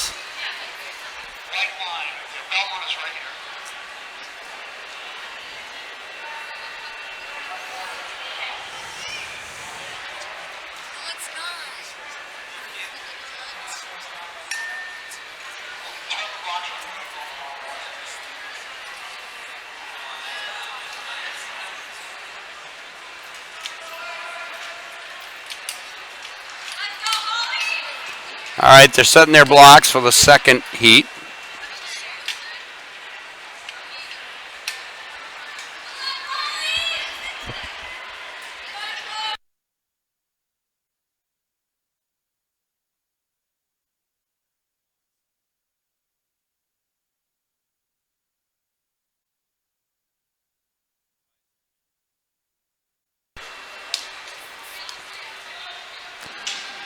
All right, so they're in the blocks.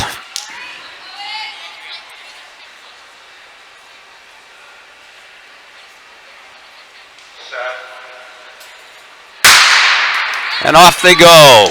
Clean start. Belmont making up the stagger right off the bat. Portsmouth Christian as well. Portsmouth Christian really pushing on this first lap.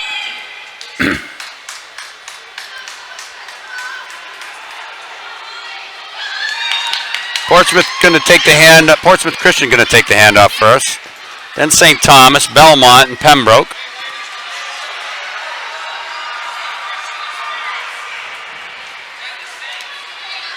Portsmouth Christian opening up a fairly large gap over St. Thomas, Belmont, and Pembroke.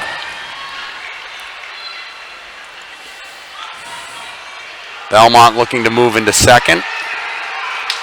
Portsmouth Christian taking the handoff in first. Guess she didn't hear us say Belmont, go.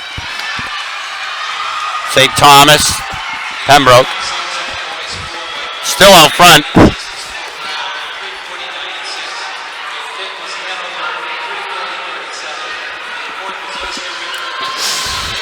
Portsmouth Christian in the lead.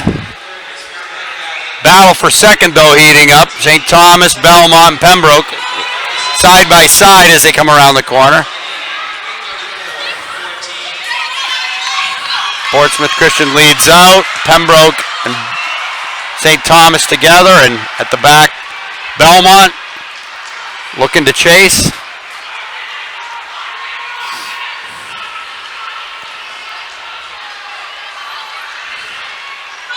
Coming into the final turn, it's Portsmouth Christian, Pembroke, St. Thomas, and Belmont. So that is Portsmouth Christian winning in 159.53. Second was Pembroke in 2 flat.02. St. Thomas Aquinas 2 flat.93 is third. Belmont 201.47 is fourth. And we go with section number 2, or is it 3? Section 3. Section 3 of 4. We got Hanover, Milford, Wyndham, and Merrimack Valley.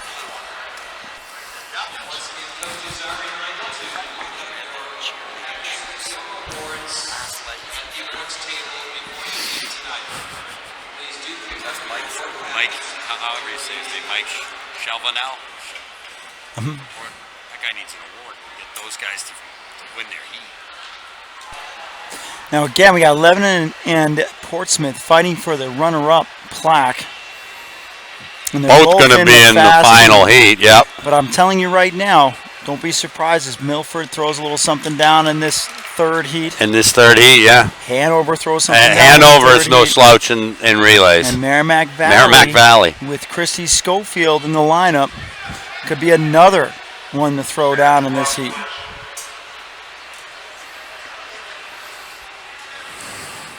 On your mark.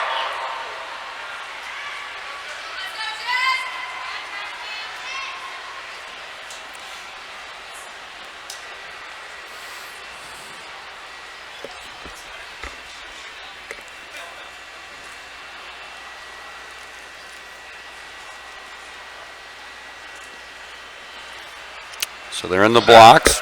Now they're up and off. Clean start. Wyndham going up to make up the stagger right stagger away. right away. Same with Hanover.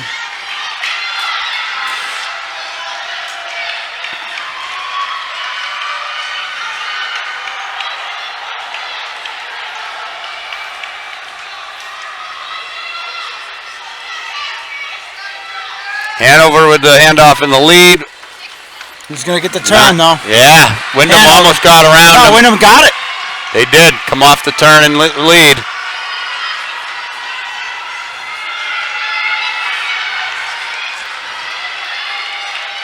Wyndham running away. Running away. What is that, Milford coming up on the back? It's Milford and Merrimack Valley. And Merrimack Valley. It's 34th. getting closed up. Wyndham taking it. Oh, that's okay. Yeah, they had time. Good handoffs by everyone. Milford just had a decent handoff, taking it in the back, but running through a crowd of people. Good focus by their third leg, but easy to Can get Merrimack freaked out. Valley get close enough for Chrissy Schofield? This is pretty short. It's though, pretty 2-1. short, yeah. That's right now. That's a lot to make up. Good safe handoff. Yep. Excellent handoff to Schofield. And Schofield. Hanover's going for it too. A lot of races today. Hanover went right by Schofield. Schofield, though, digging deep.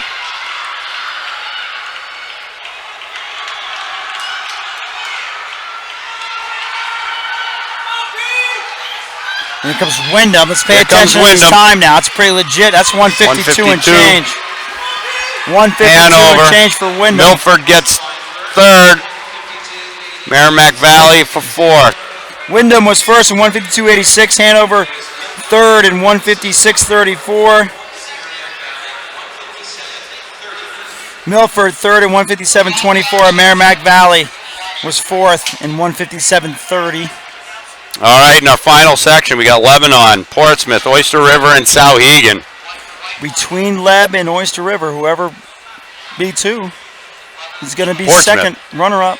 Portsmouth. I said Oyster Was it River. you said it. Been a long Oyster day. River's Forgive been me. there for what, fourth as well, right? If I think. I think so. I think so too. Sauhegan would love to make one of the top two spots here, and just make sure. So again, on the men's rankings going into the final race, Trinity's 56, Wyndham with 50, Merrimack Valley 38, and Coe-Brown and Portsmouth are tied for fourth with 29 points. So it's 6 points between Trinity and Wyndham. They're ranked first in the 4x2. You'd have to think that they have a shot. All right, here we go in the girls' race. Called to the blocks.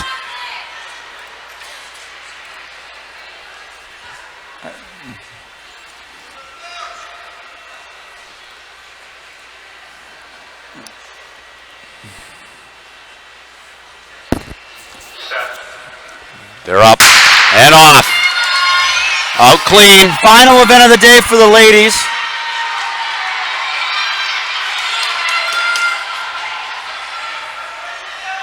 And Portsmouth making up the stagger fast. Again, Sauhegan in 78. The real race is between Leb and Portsmouth. Oyster 48 River. points. Oyster River Right there as 34. well. It's really between Leb and Portsmouth. Whoever wins this race will win the runner-up plaque for the 2017 Portsmouth taking the Indoor Track and handoff Field first. Championships. Then Oyster River, then Lebanon. Sauhegan on the outside, pulling around in front of Lebanon at the moment.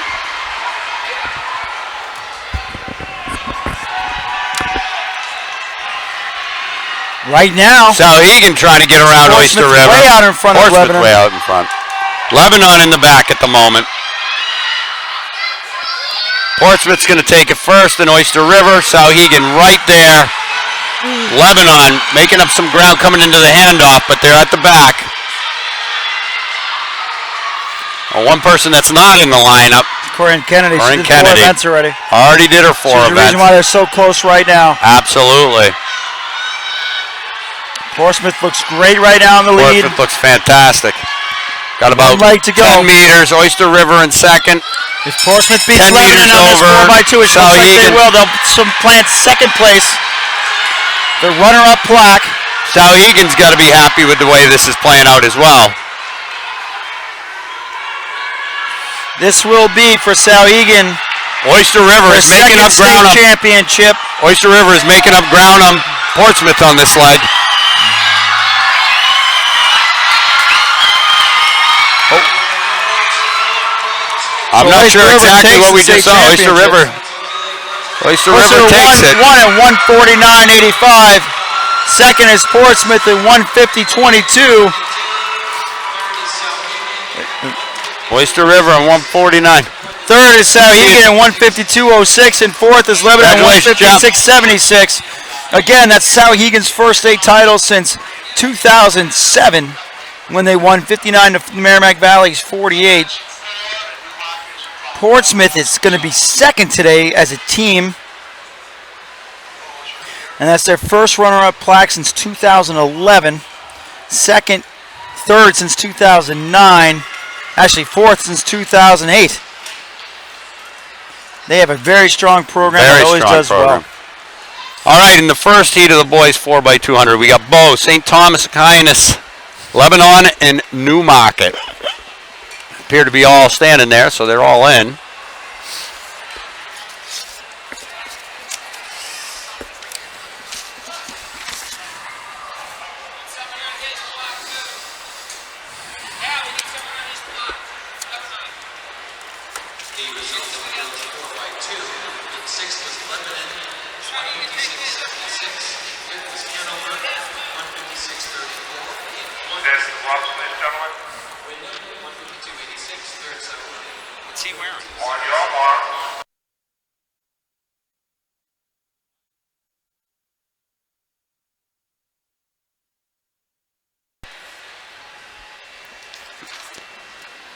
All right, we're about set to go off.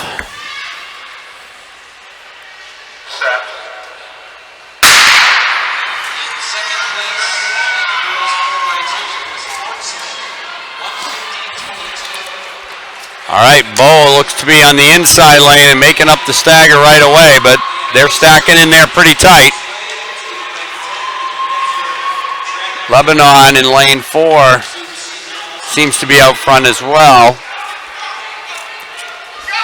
Lebanon and Bo into the handoff.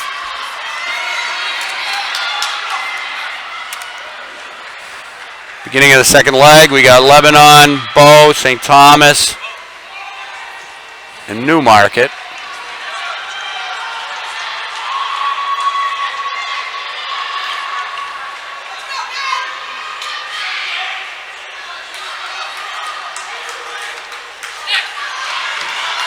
Very close in the handoffs for the first 3 teams. Lebanon currently in the lead. Bo trying to go around. St. Thomas coming on. Newmarket coming from the back. This is pretty tight. 1 leg to go. 1 leg to go.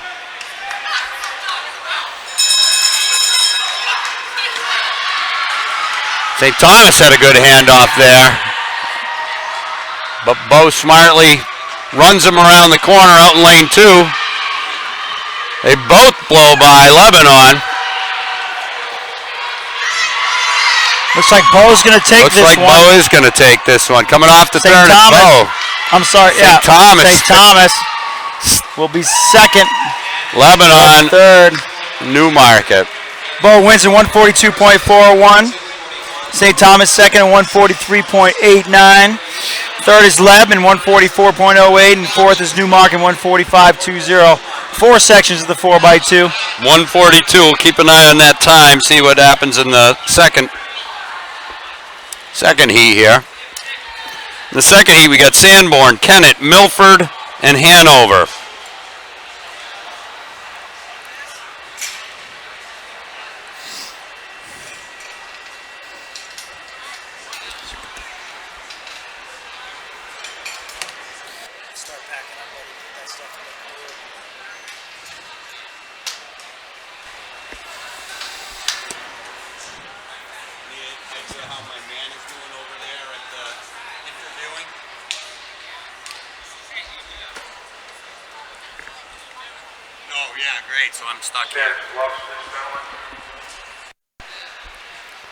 All right, they're settling into the blocks.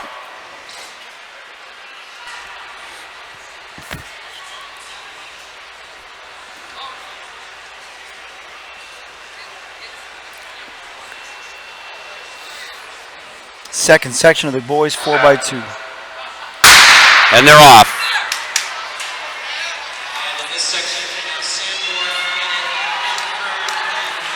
Looked evenly spread around the first corner. No one noticeably making up a stagger. Looks like Hanover's out good. Hanover's got a great leadoff leg here. Taking the baton first is Hanover. Then Milford, second. Kennett, Sanborn.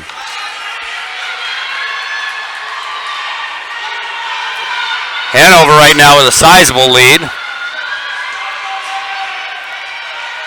Looks like Sanborn just blasted from 4th to 2nd. What are you doing?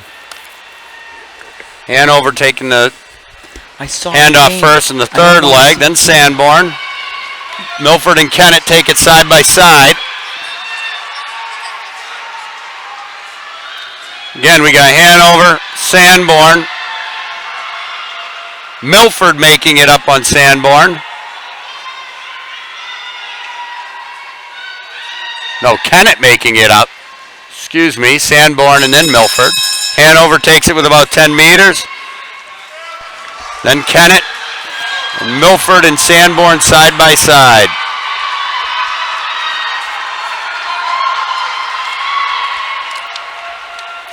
Hanover for the win.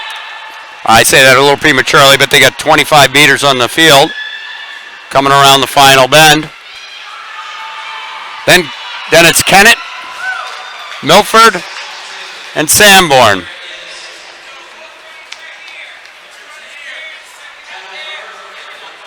We got Hanover with a 138.72, Kennett 142.89, Milford 143.70, and Sanborn 145.62. In this third section, we've got Belmont, Campbell, Merrimack Valley, and Oyster River.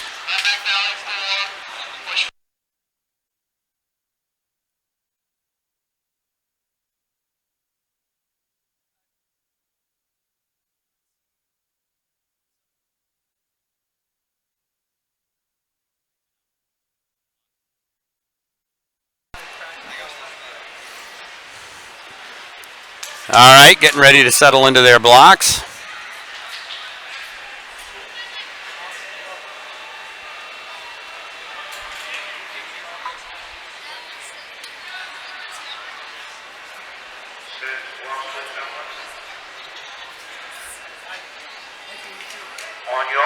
All right, they just got called into the blocks. Like sprinters, they're jumping up and down like crazy.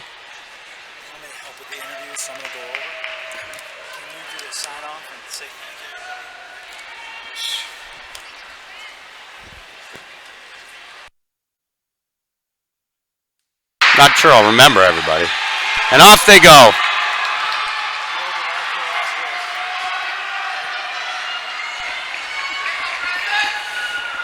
Looks like Campbell has made up the stagger significantly here. Belmont's coming on hard. Third section, one more race to go in this day. Belmont coming in to hand off first. Ooh. Campbell. Ooh.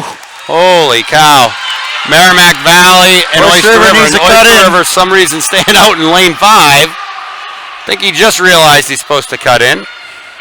Oyster River, they get used to running at UNH, and You got to stay in the they got to lane stay in there. your lane. This looks tremendous right here. They got to be thinking about how to Campbell leading through. slide into that top 4, so to speak.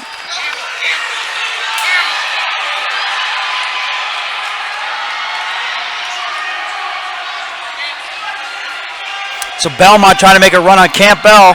Trying to. Campbell with a Not strong making any they have a inroads. strong tradition of track and field at Campbell. Especially in the sprint events. I know we've gone over there a ton of times, and they make fun of me for not knowing what sprinting is, and I make fun of them for not knowing what distance running is. Though they've had some very solid distance runners as well. Certainly the girls team. Coming to the end of this 4x2, many thanks to all the officials that helped to put this on. Larry Martin, Sanborn. Look at Merrimack Valley coming on the outside. 139. Place.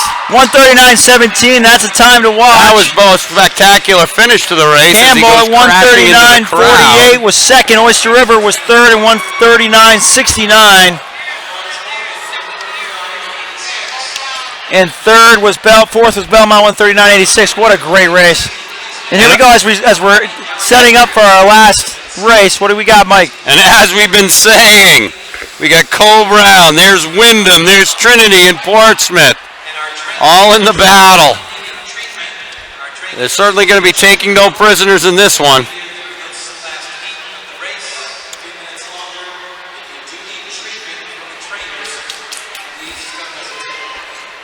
So as we were saying, this is the last race. We'll give you a team score at the end of this race.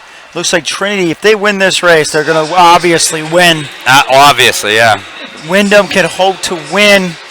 Trinity would have to be 6th overall for Trinity. Trinity just has to stay one place behind Wyndham, and they're all set. So what would you be saying to your team, Mike, going into this last event if you're Trinity? I don't have 4x200 meter race, but I'd say go. I mean, they have nothing to lose. Keep the stick safe. Keep the stick safe. Yeah, exactly. Make sure it gets into the guy's hands. Sebastian Eaton is anchoring. Give it to Sebastian and let him go. Tim Zeff is second. If somebody gets hurt, let him run 2 legs. The guy's a maniac. They've got Zeff in here too. You got Oliver Thomas as well. So I mean, it's they're all star crew. These guys have done this. Good luck to everybody. Might be a little short for these guys, but they're fast. All seniors. Nick Banfield is leading off. Rip, baby. All seniors. All right, they're getting putting into an the block. exclamation point on their Absolutely. state championship effort, in which Trinity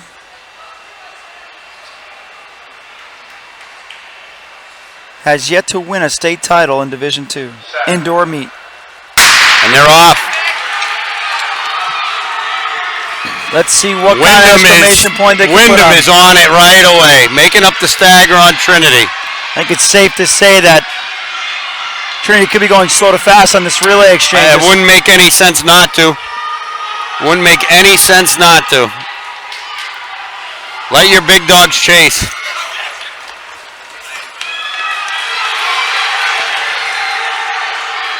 Wyndham out in front. Portsmouth, Cole Brown, and Trinity. And Zepp is working. So smooth, but you can tell the difference on 200 meters. Thomas Oliver is the third leg. Wyndham handing off in the lead, then Portsmouth, Trinity, and Cole Brown taking it together. Trinity into third. Portsmouth and Trinity chasing on Wyndham. Wyndham is in first. Sebastian Eaton ready to get the stick. As long as Sebastian Eaton gets the stick, they've got it done because they're in second place right now, and he's not going to give that up. Gone. He may go get first, but he's not giving up second. Trinity is going to win the Division II 2017 And they're going to win the 4x2. This is my... He's not waiting for the third meter. He's gone. He's not waiting for the turn. I'm surprised he didn't run straight through the wall. They are going nuts. He's into the front, and they are going to win. And they win. Oh, my God. 4x2. And the crowd goes wild. They go nuts. Pete. That was incredible. And the crowd goes wild. I don't know too much about these short relays, but that was fantastic. So winning the state championship in the 4x2 is Trinity in 135.33. Wyndham was second in 135.89. Third was Portsmouth 137.51. And fourth was Cole Brown in 139.55. They slipped to sixth. Merrimack Valley will slide in with a 139.17. And Campbell with a 139.48 will also slide in. So we'd like to say thank you. Yes. We'll try to give you a quick final score on the boys race. Final scores in the girls. Souhegan, your state champion in 84. Portsmouth was second with 56 points. Lebanon third with 49 points. Fourth, Oyster River 44. Milford fifth with 28. Merrimack Valley sixth with 25. That's your top six. And we don't quite have scores yet for you with the boys. 4x2. Here they are. Trinity cements their first ever state title in the indoor track and field state championships with 66 points. Wyndham second with 58. Third was Merrimack Valley with 40. Fourth was Portsmouth with 35. Fifth was Cole Brown with 29. Sixth was Oyster River with 28 points. Those were some phenomenal efforts by those boys from Trinity. Unbelievable. I mean, they took both the 4x4 and the 4x2 relays. Is that right? That was tremendous. And Sebastian Eaton, I don't know if we do MVP. Athlete of the meet, but my Lord. I would say he might take the cake. So this is NewHampshireTrackandField.com, powered by Runners Alley. We'd like to thank everybody for tuning in today. We're hoping to have some more live streams coming at you in outdoor spring track. So please take a look. See the website. We'll have season previews coming for you in about a month. Again, remember to download the free picks by Dave Scannell. We'll have a bunch up tonight. We'll have the rest of them up in a couple days. The webcast will be replayed as soon as we stop here. You can replay it. What am I forgetting? Recaps will be up in a day or so. We got to watch the Super Bowl. Interviews will be up in a couple days as well. Too, send along all results. Yep, send along. Doesn't matter if it's a small meet or anything like that. Send them along, they go up. Community uploader is good for results and or pictures, even videos. So whatever you want to send in, that'll be phenomenal. Look for us for doing some cool stuff too. Might have some workout videos as well. Not like Jane Fonda, but like that's right, track like and Workout field stuff. Wednesday, baby. Okay, thank you very much. Thank you. Have a good one. Go Pats. See you in the spring.